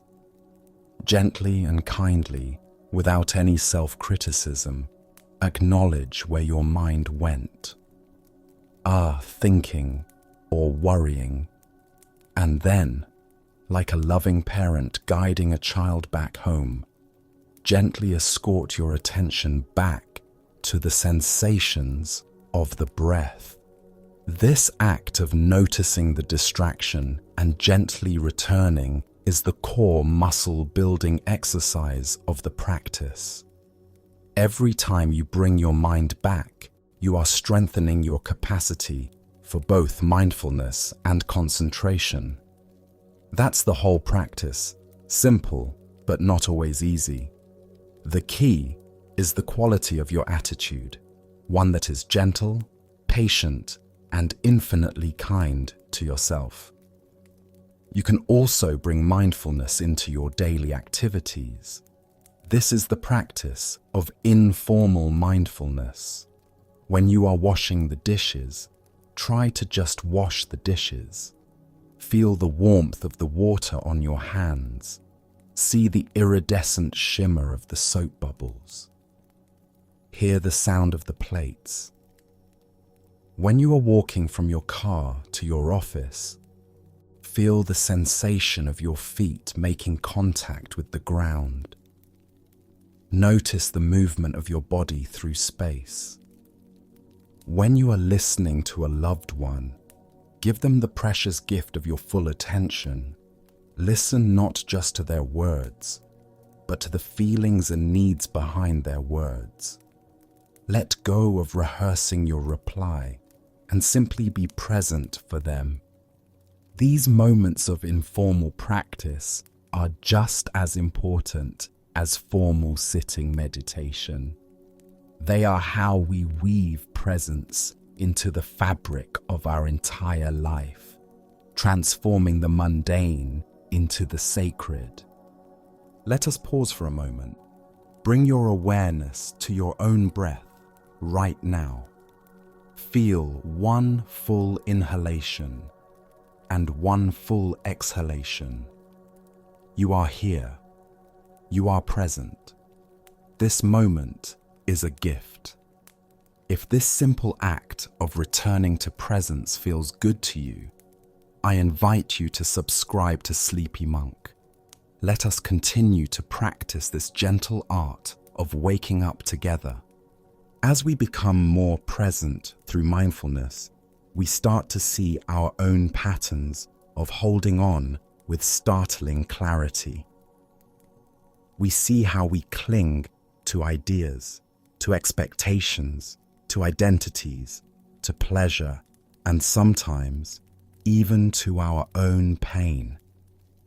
This brings us to a pivotal practice on the path to peace, the wisdom of letting go. In Buddhism, this is often associated with the concept of nekkhamma, which can be translated as renunciation, or more helpfully as non-attachment. This doesn't mean we must adopt a cold, joyless asceticism, giving up all our possessions and relationships. It points to a much deeper, more subtle, and profoundly liberating internal shift. It is the wise and compassionate release of our mental and emotional grip on things, allowing life to flow without our constant interference, management, and control. It is the discovery that true freedom is found not in getting more, but in needing less. There is a powerful ancient parable that illustrates this principle perfectly. A man was traveling through a dangerous wilderness and came to the bank of a wide, treacherous river teeming with unseen currents and dangers. There was no bridge and no boat. He knew that to stay where he was would be dangerous, as wild animals roamed the land. So using his ingenuity and effort, he gathered logs, sturdy branches, and tough vines. With great labor, he built a simple but effective raft. Pushing the raft into the water and paddling with a piece of wood, he was able to navigate the perilous currents and arrive safely on the other shore.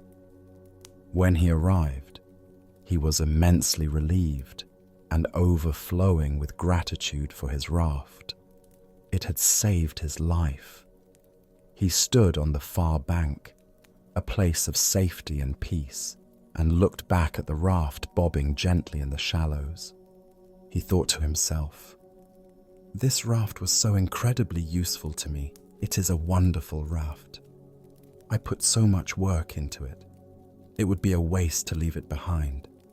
I might need it again later." And so, he hoisted the heavy, waterlogged, cumbersome raft onto his back and continued his journey inland. The other shore was a beautiful land of open meadows and rolling hills, but the man could barely enjoy it. He struggled and sweated under the immense weight of the raft. He couldn't walk freely through the beautiful fields of wildflowers. The raft got tangled in the trees of the forest, and he couldn't climb the hills to see the magnificent views. The very thing that had once been his instrument of liberation had become a terrible burden, a self-imposed prison. The Buddha used this story to ask his disciples, what would a wise person do? A wise person, he explained, would understand the raft's purpose. They would feel gratitude, acknowledge its immense value, and then they would leave it at the riverbank and continue their journey, light, unburdened, and free. The raft, the Buddha explained, is like the teachings, the practices, and even our most cherished insights. They are skillful means designed to get us from the shore of suffering to the shore of liberation. But they are not meant to be clung to as rigid dogmas or as new, shinier identities. Even the most profound teaching can become a burden if we cling to it. This story extends to everything in our lives. We build rafts of all kinds: our accomplishments, our career, our relationships, our beliefs, our spiritual practices.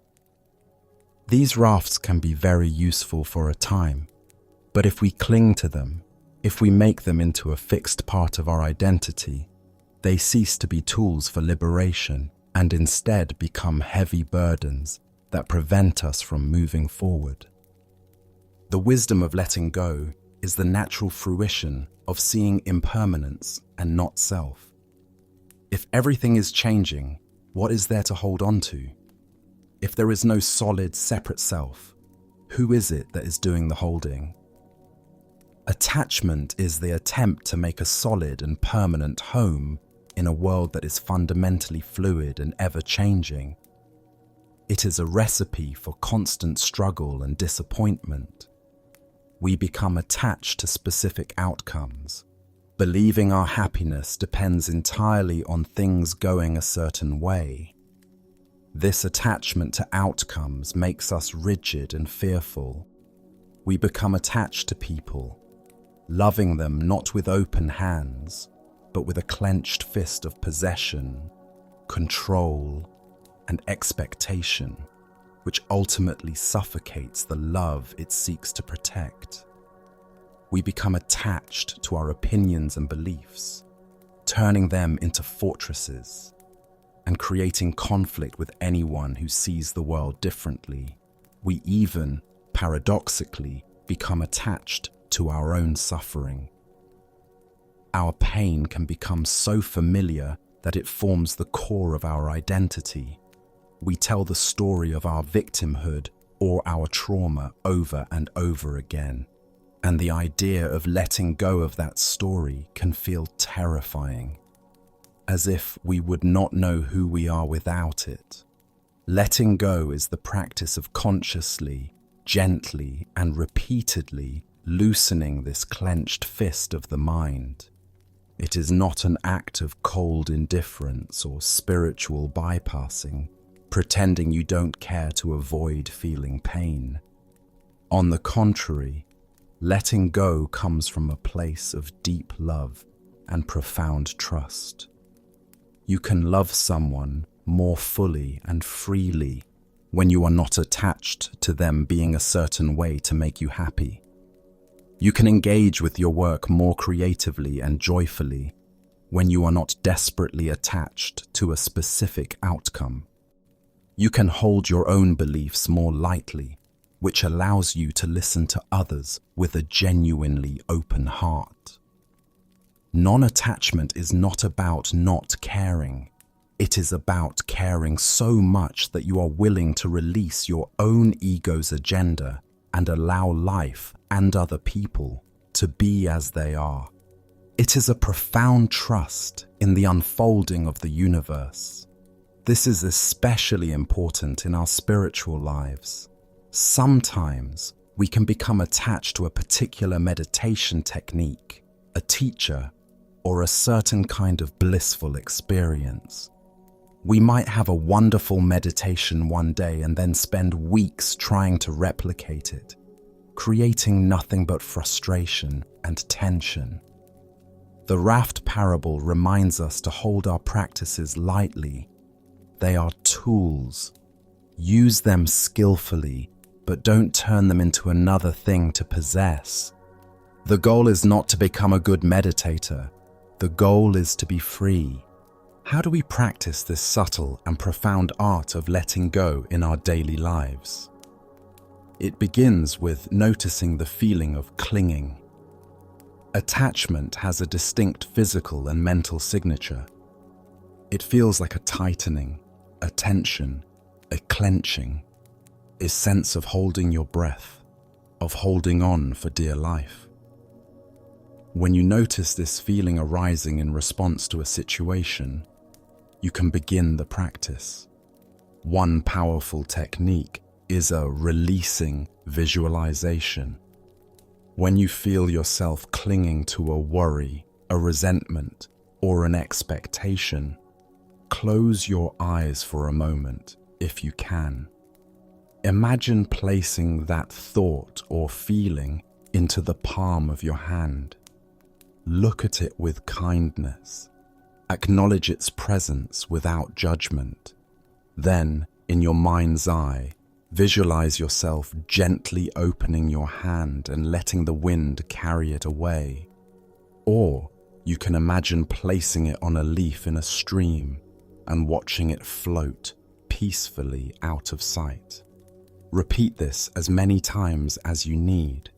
This is a way of training the mind in the physical sensation and the emotional intention of release.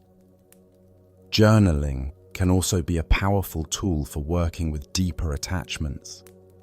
You can make a list of things you notice you are attached to. They might be big things, like a career goal or a particular relationship dynamic, or small things, like the need for your house to be perfectly tidy. Then, for each item, you can write about the fear that lies beneath the attachment. What are you afraid will happen if you let go of this?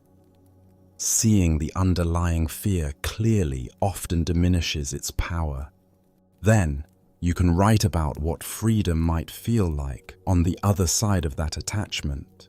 This process brings conscious, compassionate awareness to our unconscious patterns of holding on. Perhaps the most accessible and continuous practice is simply to work with your breath.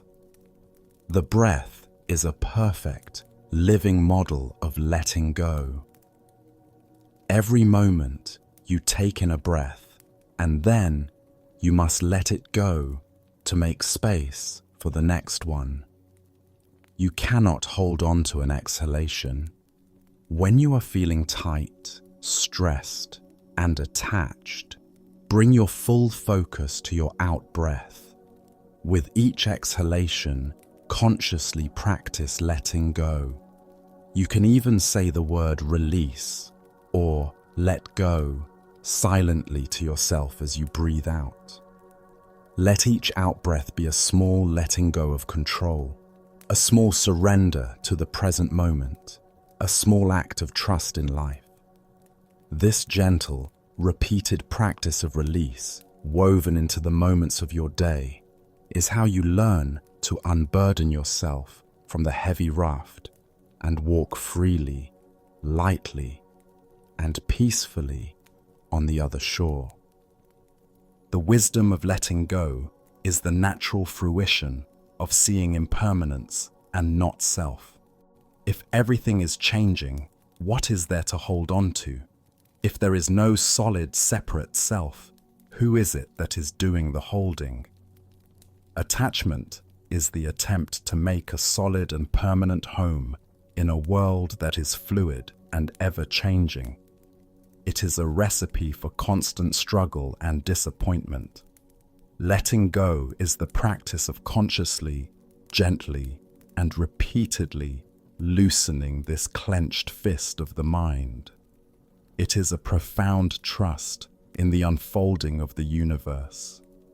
It is how you learn to unburden yourself from the heavy raft and walk freely, lightly, and peacefully on the other shore. Let us pause here one last time before we bring our journey to a close. Take a slow, deep breath in, feeling the stillness of this moment.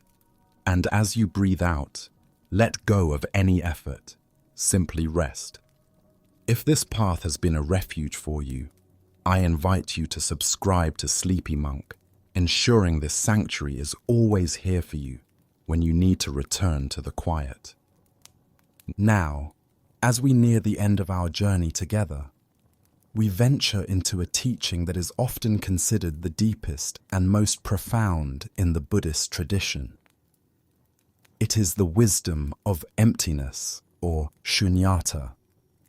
The word emptiness can sound frightening or nihilistic, as if it means that nothing matters or nothing exists.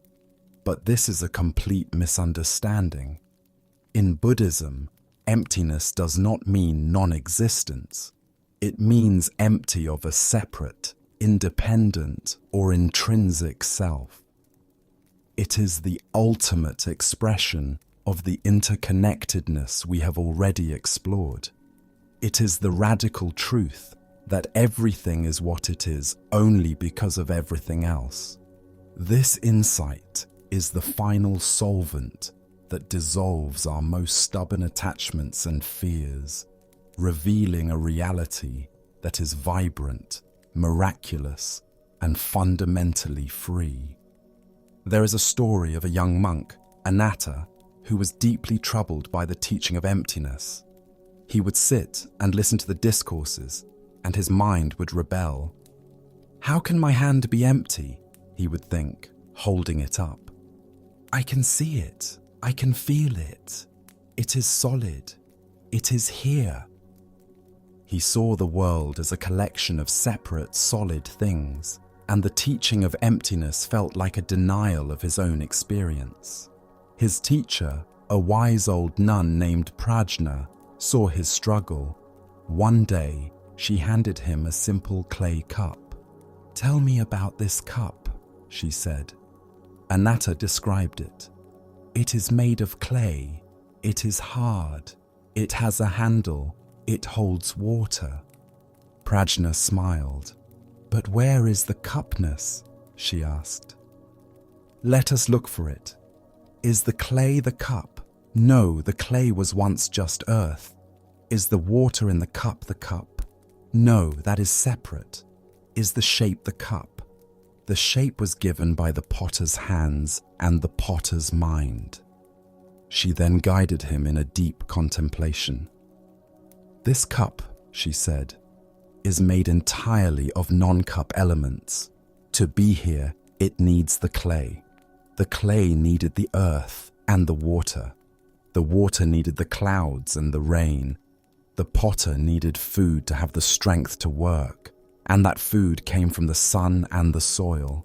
This cup is full of the entire universe. It is empty of being just a cup, separate from everything else. Its existence is a miracle of interdependence." Anatta looked at the cup with new eyes. He had seen an object. She was showing him a process, a relationship.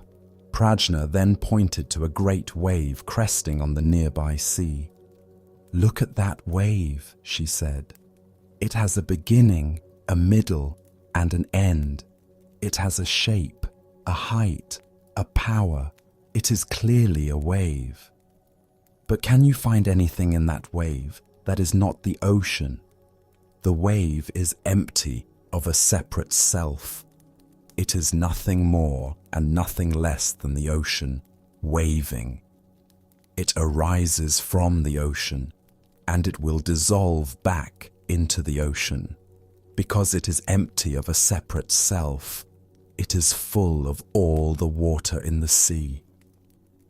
In that instant, Anatta understood.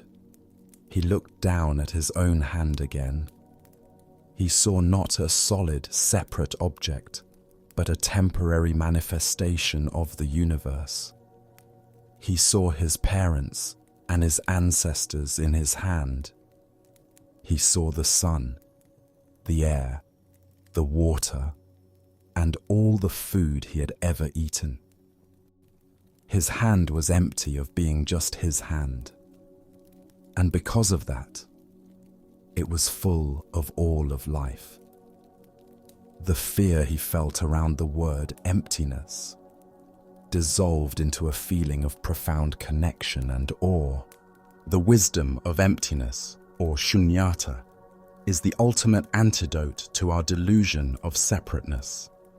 We walk through the world perceiving a solid me and a collection of solid others and things.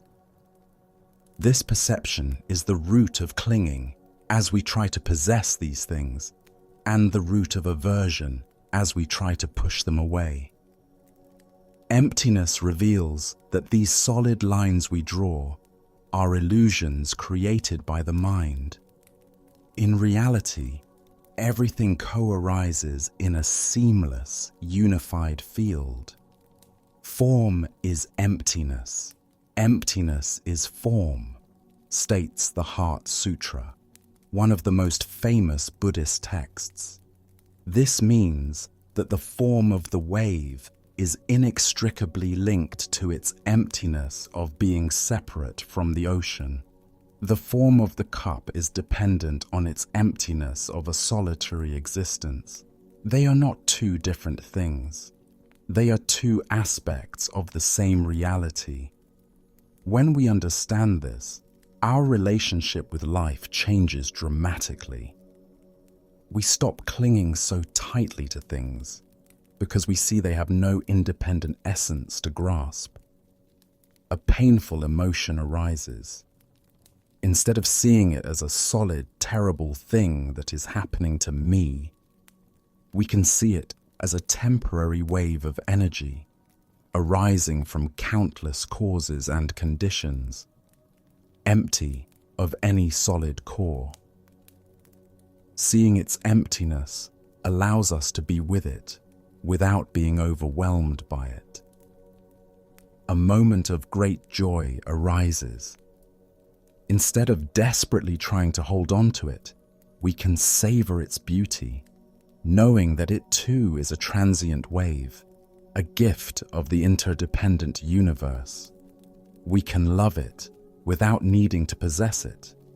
This is not a dry, intellectual understanding. It is a felt sense of liberation. When we see the emptiness of all phenomena, we become fearless. What is there to be afraid of losing when nothing was ever a separate, possessible thing in the first place? What fixed self is there to be threatened? Seeing emptiness allows us to dance with life, to engage with it fully, with an open, loving, and spacious heart. We are no longer a frightened ego trying to defend its tiny territory. We become the open space in which the whole dance of life unfolds. To touch this wisdom, we practice by deconstructing our experience. This is not as complicated as it sounds. It is a subtle shift in perception. Take a moment to look at any object in the room with you right now: a lamp, a book, a table.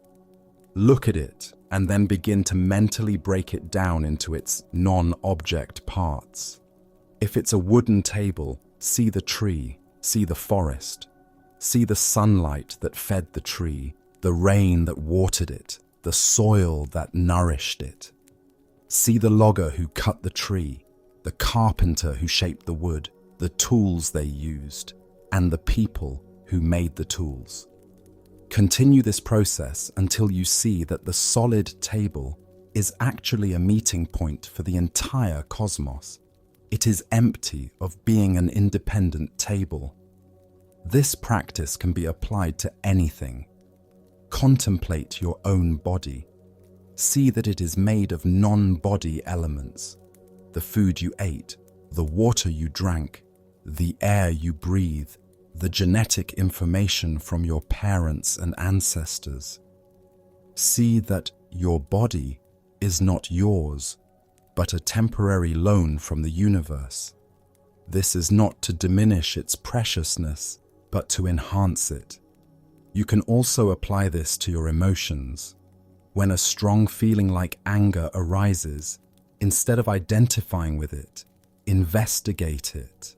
Where is it in your body? Does it have a solid center? Or is it a collection of changing sensations? Heat in the chest, tension in the jaw, a rush of energy? Notice the thoughts that are feeding it. See that the anger is not a single, solid thing. It is a process, a confluence of thoughts and sensations, arising due to causes and conditions. When you see it this way, you deconstruct its power. You see its emptiness, and it can no longer command you. The ultimate practice of seeing emptiness is simply to rest in open awareness, without labeling or conceptualizing. When you let go of all the stories and judgments, what remains is a direct, vibrant, and luminous reality. In this state, you don't think about emptiness. You are the spacious, open awareness in which the interdependent nature of reality reveals itself moment by moment.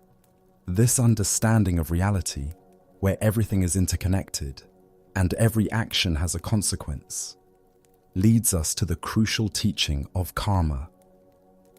This is perhaps one of the most misunderstood concepts from the East. Karma is not a system of cosmic reward and punishment meted out by an external judge. It is simply the natural law of cause and effect. It is the truth that our actions, motivated by our intentions, create our world. The word karma literally means action, but the Buddha clarified that the most important element is cetana, or intention. It is the will, the volition, the intention behind the action that plants the seed. This is an incredibly empowering teaching. It means that we are not the helpless victims of fate.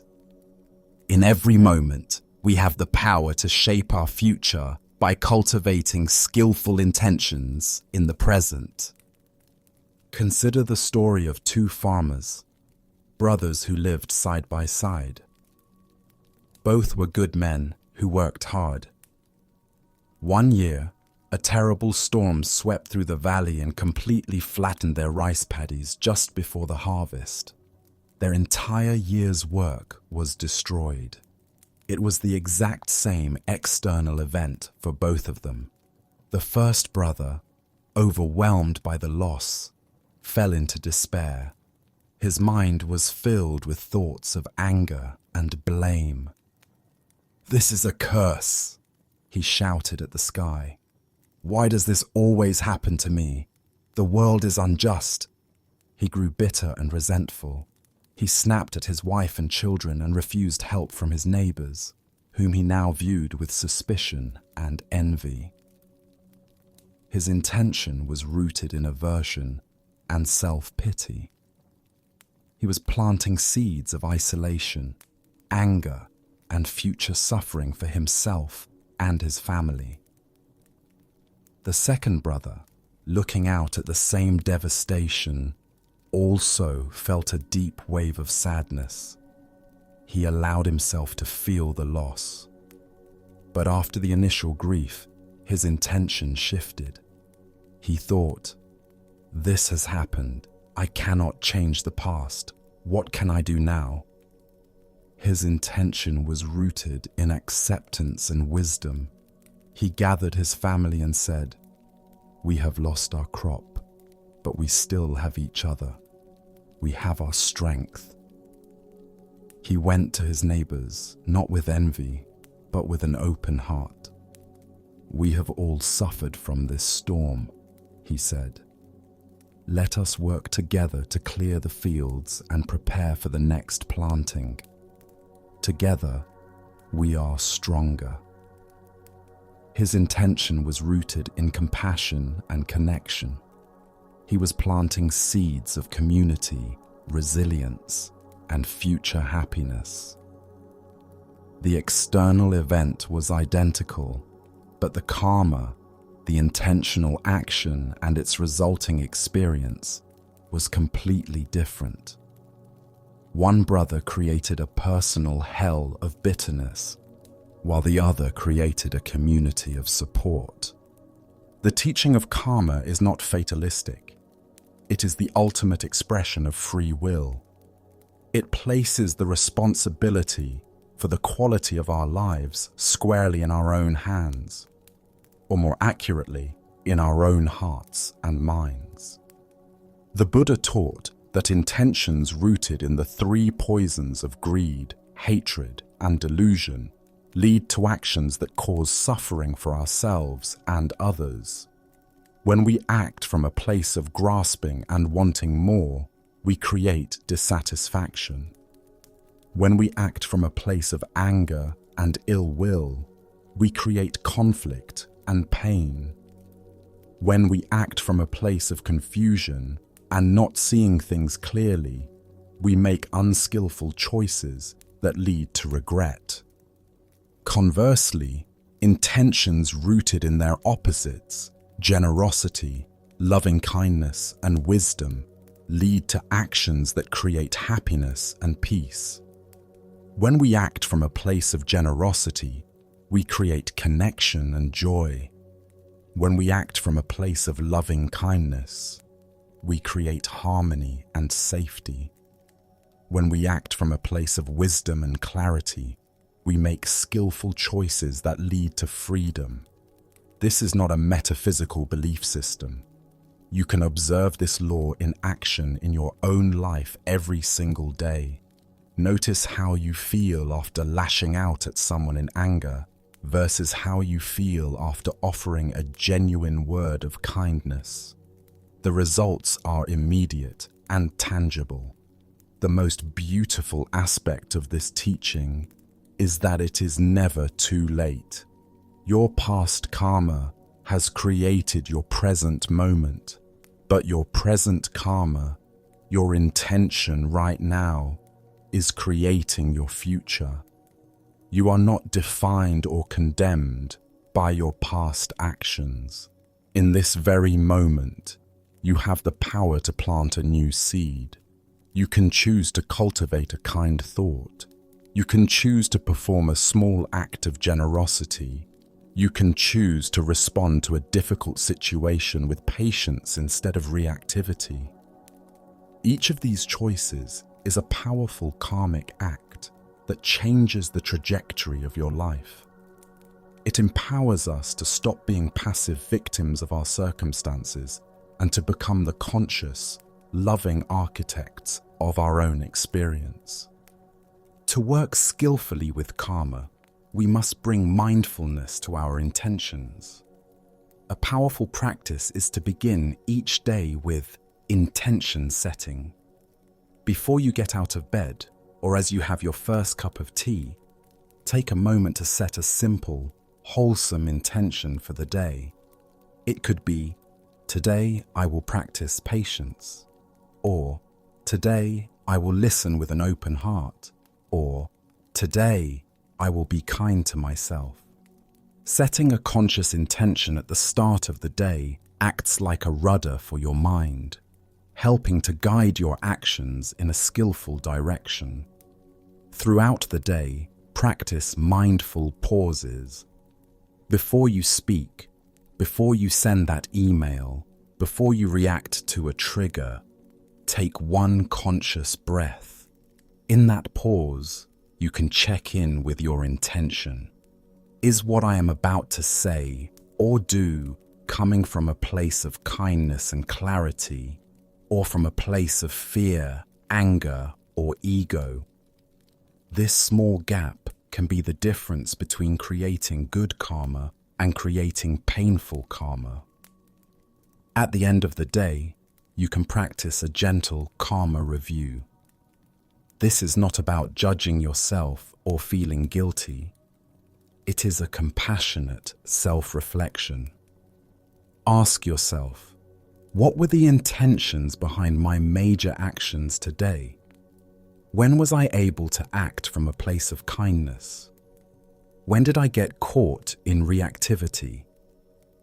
The purpose is simply to learn, to understand your own patterns more deeply so that you can make wiser choices tomorrow. Finally, practice the karma of generosity or dana. This doesn't have to be about money. You can be generous with your time, with your listening, with a smile, with a word of encouragement. Every act of giving, no matter how small, when done with a pure intention of wishing another well, is a powerful way to generate positive karma. It breaks the spell of the self-centered mind and connects us to the joy of our shared humanity. By becoming mindful of our intentions, we transform our life from a series of random happenings into a conscious, meaningful, and beautiful path of awakening. And where does this path lead? What is the final shore that the raft was built to reach? In Buddhism, the ultimate goal, the fruition of the entire path, is called nirvana. This is another word that is widely misunderstood. Nirvana is not a heaven-like paradise that we go to after we die. It is a state of being that is available right here in this very life. The word literally means to extinguish or to blow out. What is extinguished? The fires of greed, hatred, and delusion. It is the complete and utter cessation of suffering and its causes. It is the mind's final, unshakable liberation. It is the experience of profound and lasting peace that comes from seeing reality exactly as it is. Imagine you have been carrying a massive, heavy boulder on your back for your entire life. You have carried it for so long that you have forgotten what it feels like to be without it. You assume that the aching in your shoulders and the strain in your legs is just the normal state of being. The weight dictates how you walk, where you can go, and how you see the world. Every movement is an effort. Then, one day, through great practice and insight, you finally understand that you can put the boulder down. You lean over, and with a great sigh of release, you let it roll off your back and settle onto the earth. In that moment, what do you feel? An indescribable lightness, a freedom you never knew was possible, a profound sense of ease and relief. The air feels different. The light looks brighter. You can stand up straight for the first time. You can run, you can dance. That feeling of relief, of unburdening, of final release, that is a metaphor for nirvana. It is not an escape from life. It is the beginning of truly living, free from the crushing weight of our mental burdens. Nirvana is the natural result of seeing the truths we have been exploring. When you truly and deeply realize the truth of impermanence, your clinging to fleeting pleasures is extinguished. When you truly and deeply realize the truth of not self, the ego's desperate projects of self-preservation and self-aggrandizement are extinguished. When you truly and deeply realize the truth of dukkha and its cause, your relentless craving is extinguished. The extinguishing of these fires is nirvana. It is not a state of blissful numbness or a blank void. It is, according to the texts, a state of supreme happiness, but it is a happiness that is not dependent on conditions. It is the steady, radiant peace of a mind that is no longer at war with itself or with reality. A person who has realized nirvana still lives in the world. They still experience pleasant and unpleasant sensations. They may feel the heat of the sun or the pain of a stubbed toe, but these experiences no longer create mental suffering. The second arrow of reactivity, the judgment, the story, the resistance, is gone. They meet all of life's experiences with a vast, open, and compassionate equanimity. They are like a deep ocean whose surface may have waves, but whose depths remain profoundly, utterly still. This state is characterized by boundless compassion, because when one's own suffering has ceased, the heart naturally turns toward the suffering of all other beings who are still caught in the fire. You cannot achieve nirvana through willpower, just as you cannot force a flower to bloom by pulling on its petals. It is the natural unfolding that occurs when you diligently and patiently cultivate the path.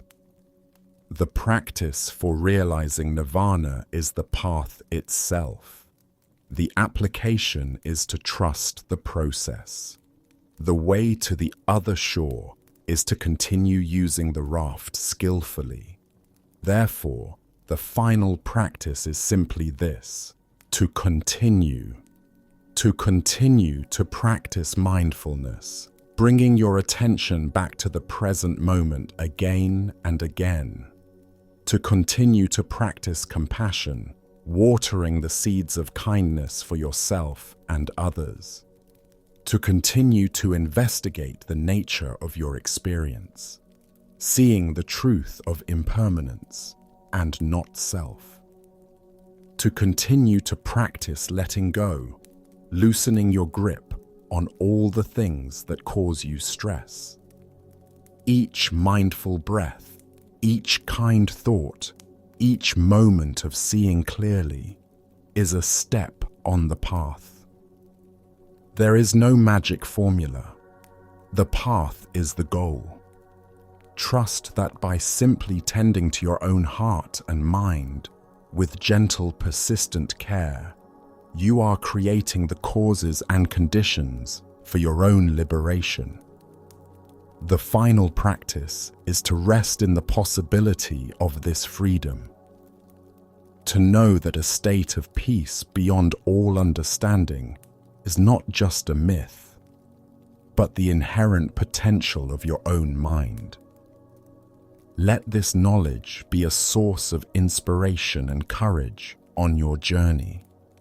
You are not just trying to feel a little better. You're on a path that leads to the complete and total end of suffering. Now, let us conclude our journey with some timeless Zen stories. Yamaoka Teshu was a young and intellectually gifted student of Zen who had spent considerable time studying Buddhist philosophy and developing what he believed was a sophisticated understanding of the deepest teachings. He was particularly drawn to the profound concepts of emptiness and non-duality that form the foundation of advanced Buddhist thought, and he felt confident that his grasp of these ideas demonstrated significant spiritual achievement. Having heard of the renowned Master Dokuon's reputation for wisdom and insight, Yamaoka decided to visit him to demonstrate his understanding and perhaps receive acknowledgement of his philosophical sophistication. He approached this meeting with the confidence of someone who had mastered complex intellectual material and expected to engage in elevated spiritual discourse. When Yamaoka was granted an audience with Master Dokuon, he found the master sitting quietly in his simple room, smoking his bamboo pipe with calm composure. The atmosphere was peaceful and unpretentious, but Yamaoka was eager to share his insights and engage in profound philosophical discussion. "Master," Yamaoka began with the authority of someone well-versed in Buddhist doctrine, "I have come to share with you my understanding of the fundamental nature of reality as taught by the Buddha." He proceeded to articulate what he considered a masterful summary of advanced Buddhist philosophy. The mind, Buddha, and sentient beings, after all, do not exist in any ultimate sense. Everything we perceive and experience is, when examined closely, empty of inherent existence. The true nature of all phenomena is emptiness itself. There is no solid, independent reality to be found anywhere. Yamaoka continued with growing confidence in his exposition. "There is no realization to be achieved because there is no one to achieve it, and nothing to be realized. There is no delusion to be overcome because delusion itself is empty. There is no sage and no ordinary person because these distinctions are merely conceptual fabrications with no ultimate reality." Furthermore, he concluded with evident satisfaction in his philosophical precision, there is no one who gives teachings and nothing to be received, no teacher and no student, because all such dualities are illusions created by conceptual thinking that fails to recognize the fundamental emptiness of existence. Throughout this lengthy philosophical presentation, Master Dokuon continued smoking his pipe in silence, showing no particular reaction to Yamaoka's elaborate exposition of Buddhist metaphysics. His face remained calm and neutral, neither impressed nor dismissive of the young man's intellectual display. When Yamaoka finished his discourse and waited expectantly for some acknowledgement of his understanding, Master Dokuon made no verbal response. Instead, he continued smoking quietly for several more moments, as if considering what he had heard. Then, without any warning or explanation, Master Dokuon picked up his bamboo pipe and struck Yamaoka hard on the head with it. The blow was unexpected and quite painful. Yamaoka immediately jumped up from his seated position, his face flushed with anger and indignation. His philosophical composure vanished instantly, replaced by very human emotions of pain, surprise, and rage. "Why did you hit me?" he demanded, his voice filled with outrage. "What kind of teaching method is this? How dare you strike a visitor who came here respectfully to discuss the Dharma?" Master Dokuon looked at the angry young man with a slight smile playing at the corners of his mouth. "If nothing exists," he said calmly, "where did this anger come from?" Yamaoka stood there speechless, his entire philosophical framework suddenly revealed as inadequate to address his immediate experience. All his sophisticated understanding of emptiness and non-existence had dissolved the moment he encountered actual pain and genuine emotional reaction. His intellectual grasp of Buddhist concepts proved completely useless when faced with the direct reality of his own mind's responses. The Buddha taught, "Do not believe in anything simply because you have heard it.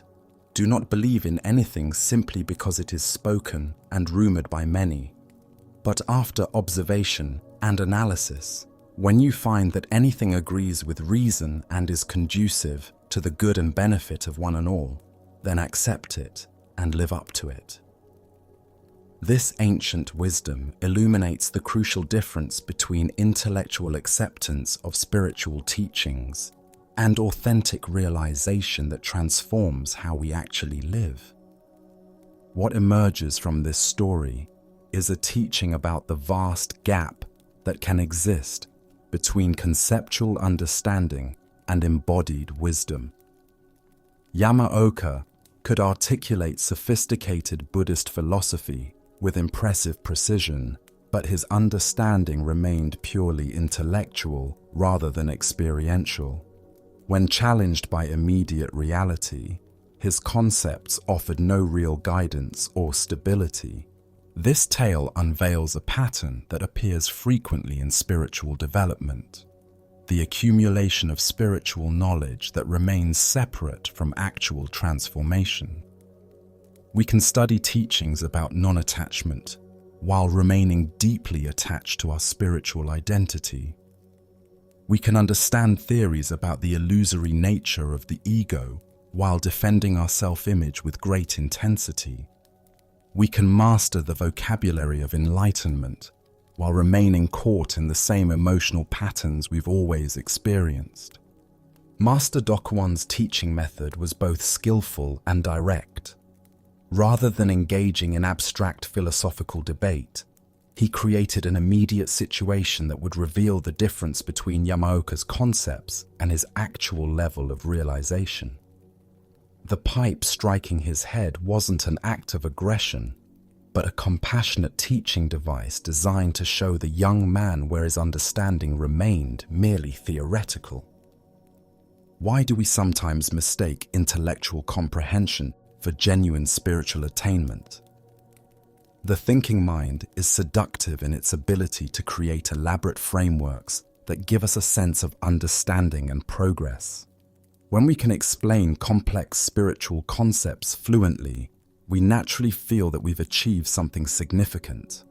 But as Yamaoka discovered, conceptual knowledge often proves inadequate when we encounter actual challenges to our equanimity. The anger that arose when Yamaoka was struck revealed the gap between his philosophical stance and his emotional reality.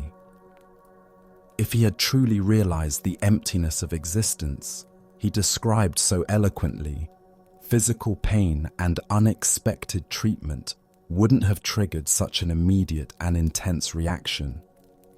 His anger demonstrated that despite his sophisticated rhetoric, his sense of self remained very much intact and reactive.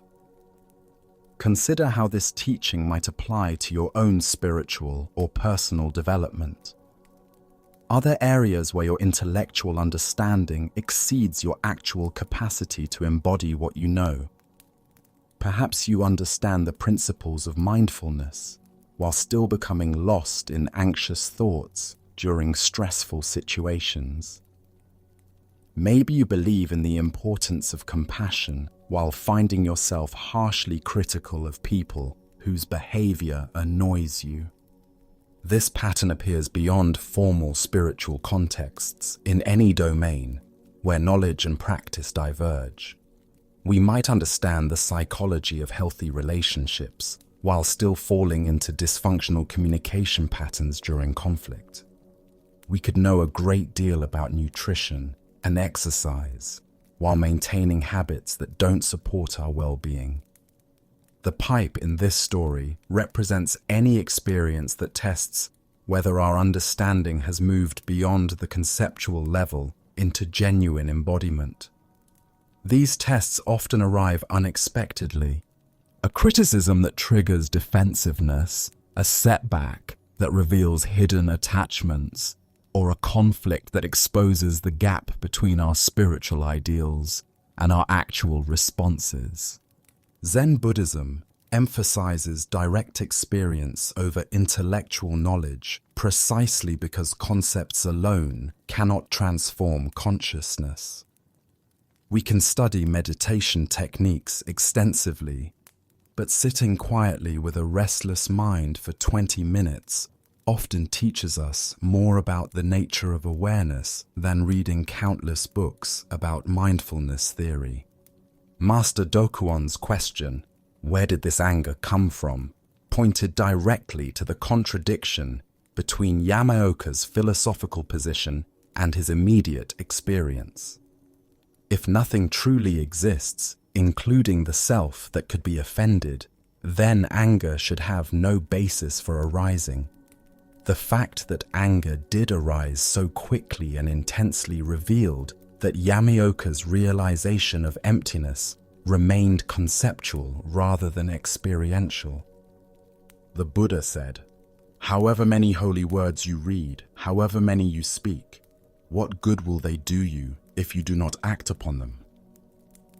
Yamaoka had absorbed many holy words about emptiness and non-existence, but his reaction to the pipe demonstrated that these words hadn't yet transformed his actual relationship to experience. What's remarkable about this teaching encounter is how quickly it revealed the truth of Yamaoka's situation. Rather than allowing him to continue building elaborate intellectual frameworks that might take years to deconstruct, Master Dokuwan's direct intervention immediately exposed the gap between knowledge and realization. Tonight, as you reflect on your own spiritual and personal development, can you identify areas where your intellectual understanding might exceed your actual capacity to embody what you know? When tomorrow brings unexpected challenges, the metaphorical pipes that test our equanimity, will you respond from genuine realization or react from conditioned patterns? As the Buddha taught, the mind is everything. What you think, you become. Perhaps the deepest thinking is learning to think less and embody more, discovering that true wisdom reveals itself not in what we can explain about emptiness, but in how empty we can remain when pipes strike our heads. Our next story speaks to the moment when understanding transcends effort. This is no water, no moon. The nun Chiono had devoted many years to intensive Zen study and practice. She spent countless hours in meditation, wrestling with profound koans and contemplating the deepest teachings of the Buddha. Her dedication was unwavering. She rose before dawn each day, sat in perfect posture through pain and discomfort, and approached her spiritual practice with the kind of fierce determination that impressed even her teachers. Despite her sincere efforts and obvious commitment, enlightenment continued to elude her.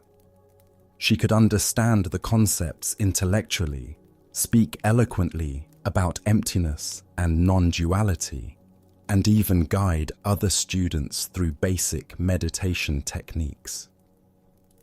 But the final breakthrough, the direct realization that would transform her understanding completely, remained just beyond her grasp. Years passed this way. Chiono began to feel a growing frustration with her practice. She watched as other students seemed to achieve insights that remained mysterious to her. She questioned her methods, intensified her efforts, and sometimes wondered if she lacked some essential capacity for awakening that others possessed naturally. One night, after a particularly long day of meditation and study, Chiono was walking slowly back to her small quarters. She carried an old wooden water pail that she had filled at the well earlier that evening. The pail was ancient, held together by strips of bamboo that had grown worn and weak with age.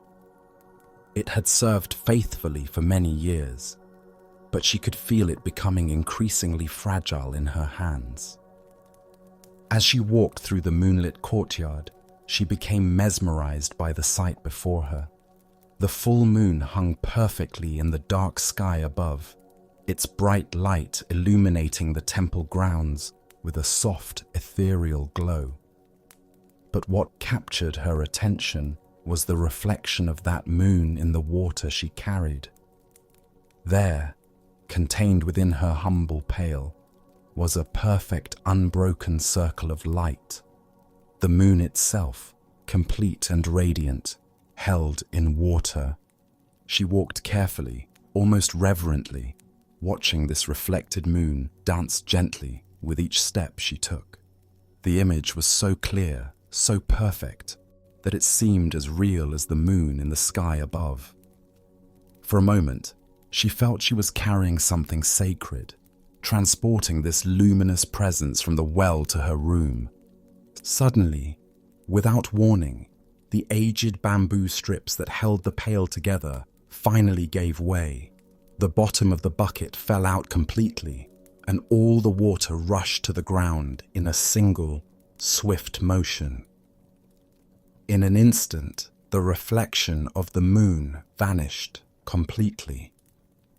With no water, there was no moon. At that precise moment, watching the reflected moon disappear as the water hit the earth, Chiyono experienced complete liberation. All her years of seeking, striving, and effort suddenly revealed themselves as unnecessary.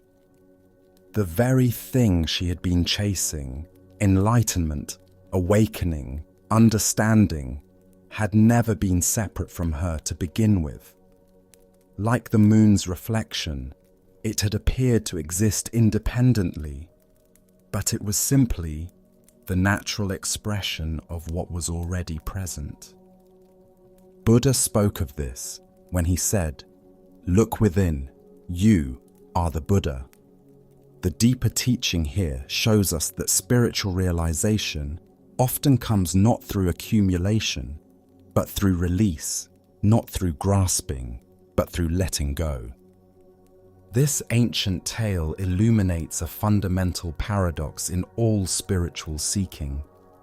We begin the path believing that enlightenment is something we must acquire, achieve, or attain through effort and discipline.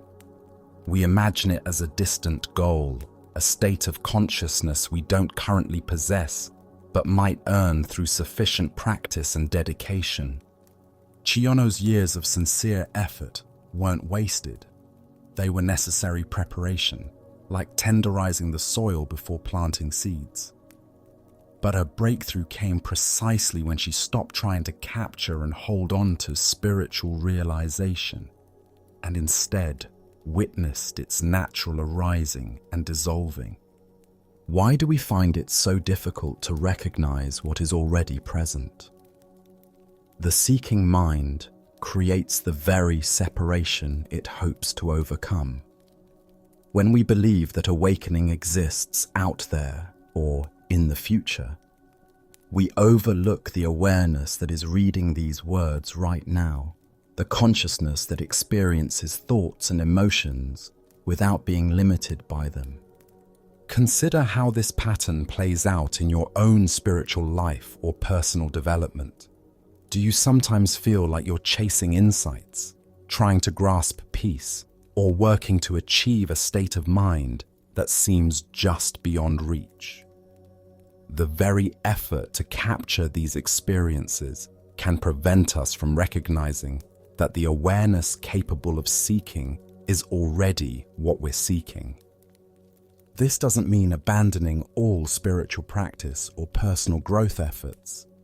Chiyono's years of discipline created the conditions for her realization, but it does point toward a different relationship with practice, engaging wholeheartedly while holding the results lightly, like carrying water that might spill at any moment. Zen master Bankei expressed this understanding when he said, "The unborn is the Buddha mind itself. When you have realized this fact, the Buddha mind with which you were born from your mother has done the Buddha's work from the very beginning." What we're seeking in meditation, therapy, or personal growth is the recognition of what was never absent.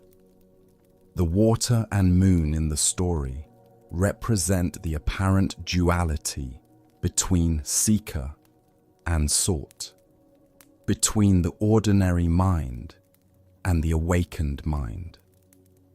As long as we believe these are separate, that the moon exists independently in the water, we try to protect and preserve our spiritual experiences. But when the container breaks, we discover that the separation was illusory. This teaching extends beyond formal spiritual practice into every area of life where we chase happiness, success, or fulfillment. as if these were objects to be acquired rather than expressions of our true nature. The perfect relationship, the ideal job, the peaceful state of mind. These are often reflections we try to capture and hold, not recognizing that their essence is already present in our capacity to appreciate and seek them. In Zen practice, we learn to trust the process of natural unfolding rather than forcing insights or demanding particular experiences. Sometimes the most profound understanding comes when we stop trying so hard to understand, when we let the bottom fall out of our containers and allow our carefully constructed spiritual images to dissolve. The Buddha taught, "The one who has conquered himself is a far greater hero than he who has defeated 1,000 times 1,000 men."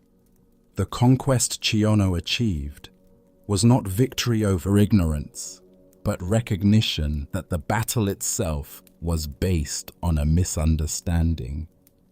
Tonight, as you reflect on your own seeking and striving, can you imagine what it might feel like to let the bottom fall out of your spiritual container?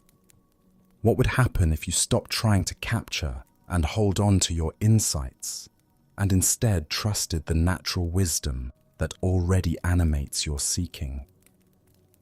As the Buddha reminded us, within you there is a stillness and a sanctuary to which you can retreat at any time and be yourself. Perhaps what we're looking for has been looking through our eyes all along. Let us now turn to a story about recognizing our true worth through the eyes of those who can truly see. This is the value of a diamond. A young student was walking along a riverbank one peaceful afternoon when something caught his eye among the smooth stones at the water's edge. Reaching down, he picked up what appeared to be an unusually beautiful stone, larger than his fist, with an interesting crystalline structure that caught the light in intriguing ways. Though he didn't know exactly what it was, something about the stone's appearance suggested it might be more than just an ordinary river rock. Curious about his find, the student took the stone to his Zen master. "Master," he said, bowing respectfully, "I found this stone by the river. I wonder if it has any value at all, or if it's just another piece of ordinary rock." The master examined the stone briefly, turning it over in his weathered hands. Without giving away what he might have suspected about its true nature, he looked at his student thoughtfully. "Go to the marketplace," he instructed, "and find out what people think this stone is worth. But remember this carefully. No matter what anyone offers you, do not sell it. Simply learn what they would pay and return to me with that information." Following his teacher's instructions, the student went first to the bustling marketplace in the center of town. He approached a merchant who was selling oranges from a colorful cart, fresh fruit piled high in attractive displays. "Excuse me," the student said politely, showing the man his stone. "Could you tell me what you think this might be worth?" The orange merchant glanced at the stone casually, seeing only an interesting but ultimately common rock. "Well," he said, after a moment's consideration, "it's certainly larger and prettier than most stones. I'd be willing to give you 10 oranges for it. That seems like a fair trade." The student thanked him respectfully and continued through the marketplace.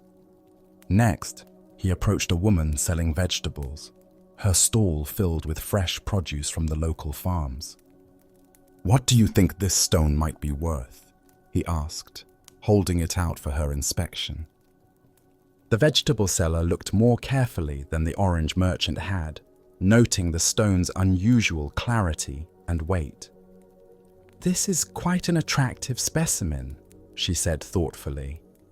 "I'd offer you a whole sack of my finest potatoes for it. That would feed you for weeks." Again, the student declined politely and moved on.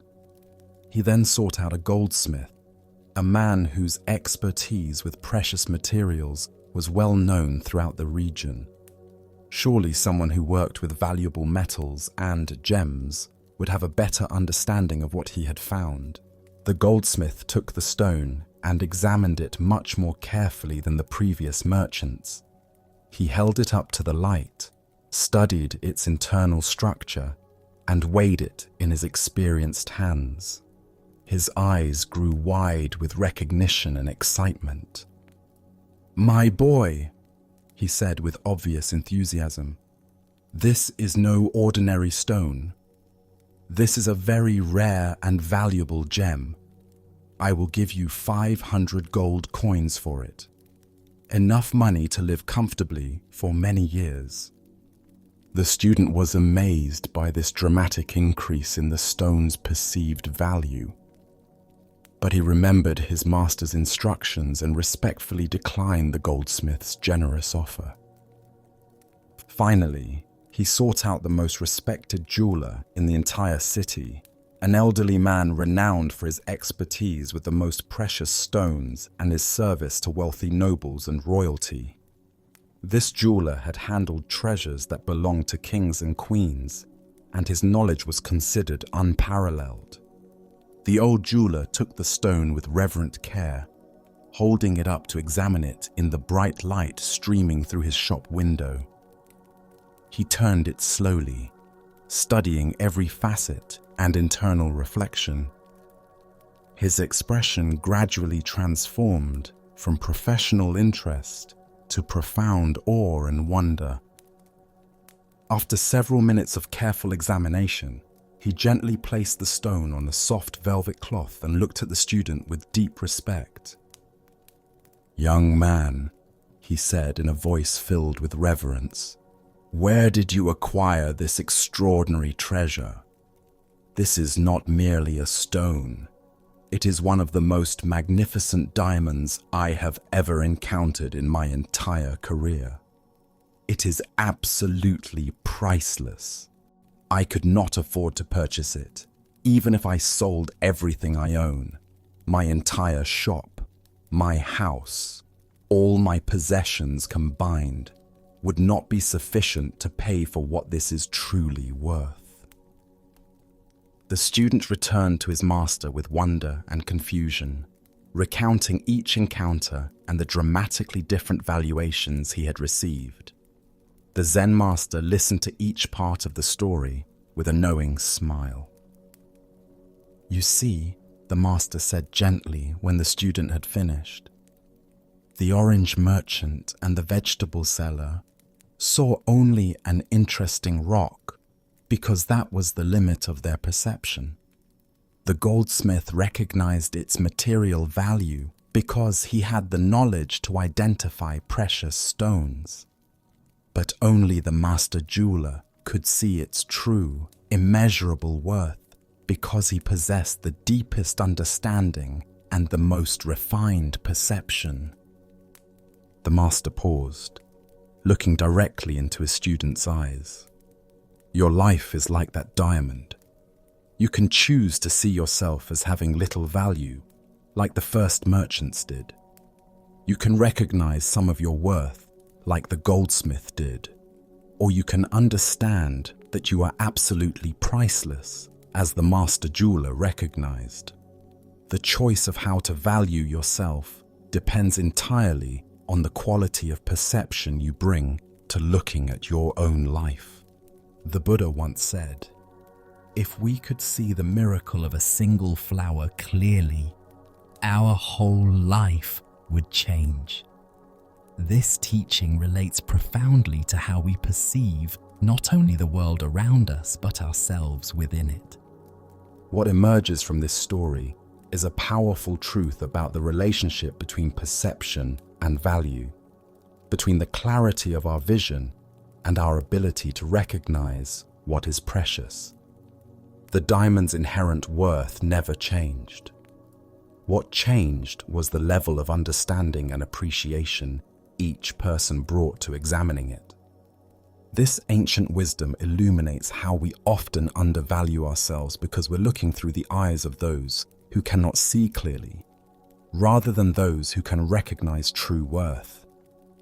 We might spend our lives seeking validation from people who, like the orange merchant, can only see surface appearances and obvious utility. Or we might feel satisfied when someone recognizes our material accomplishments, like the goldsmith did, without realizing that our deepest value transcends any external achievement.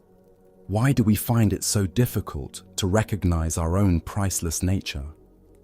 We're often conditioned to measure our worth through external metrics, our productivity, our achievements, our social status, or our ability to meet others' expectations. These measurements, while not entirely meaningless, are like seeing a diamond and thinking only about how many oranges it might buy. Consider how this teaching applies to your relationship with yourself. Do you sometimes evaluate your worth based on your job performance, your appearance, your relationship status, or your financial situation?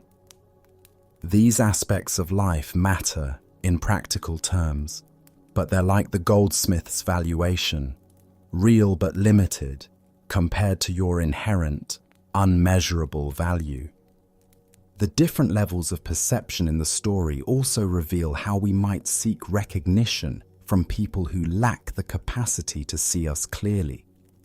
When we feel hurt because someone doesn't appreciate our efforts, doesn't understand our perspective, or doesn't recognize our contributions, we might be expecting the orange merchant to see a diamond. This doesn't mean dismissing all feedback or becoming arrogant about our worth. Rather, it means developing the discernment to recognize who has the clarity of perception to truly see us. The master jeweler's recognition was valuable precisely because it came from deep knowledge and refined understanding. Zen teacher Dogen wrote, "To study the Buddha way is to study the self. To study the self is to forget the self." As we develop greater understanding of our true nature through practice and self-reflection, we begin to see ourselves through increasingly clear perception, like moving from the orange merchant's eyes toward the master jeweler's vision. This teaching also applies to how we see others. When we look at people through limited perception, we might see only their obvious characteristics or social roles. But when we develop the master jeweler's quality of attention, we begin to recognize the priceless nature present in every person we encounter. Tonight, as you reflect on how you've been valuing yourself lately, can you imagine looking at your life through the master jeweler's eyes? What would shift if you truly recognized that your worth is not dependent on your achievements, your appearance, your productivity, or anyone else's opinion? As the Buddha taught, what we think, we become. When we see ourselves as priceless, we begin to live from that understanding, naturally expressing the diamond nature that was never actually hidden. Our journey through these teachings now comes to a gentle close. We have walked a long way together, from the simple acknowledgement of life's friction to the profound peace of letting go. We have seen that our suffering comes not from life itself, but from our resistance to its flow. We have discovered that beneath the passing clouds of our thoughts and emotions, the sky of our awareness is always clear and untouched. We have learned to tune the strings of our heart, finding the middle way of balance, and to water the garden of our mind with the unconditional warmth of loving kindness. We have seen that we are not isolated islands, but waves in a single, magnificent ocean of being. Now, let us bring these threads together in a final moment of practice. Find a comfortable position and gently close your eyes. Take a deep breath in and a long, Slow breath out. Let your body feel heavy, supported, and at rest. Bring your awareness to the feeling of the air touching your nostrils. Just for this moment, let this be your anchor. If thoughts arise, see them as clouds drifting through the vast, open sky of your mind. You are the sky, not the clouds. Let them come and let them go. Now, feel into your heart space. Imagine a small, warm light in the center of your chest. With every in-breath, imagine this light growing a little brighter, a little warmer. With every out-breath, imagine this warmth radiating through your entire body. This is the light of your own innate goodness, your Buddha nature. It has always been here. Simply rest in this warmth, in this gentle, loving presence. You are safe. You are whole. You are at peace. There is nothing else to do, nowhere else to go. Just this, just here, just now. Thank you for walking this path with me. Rest well.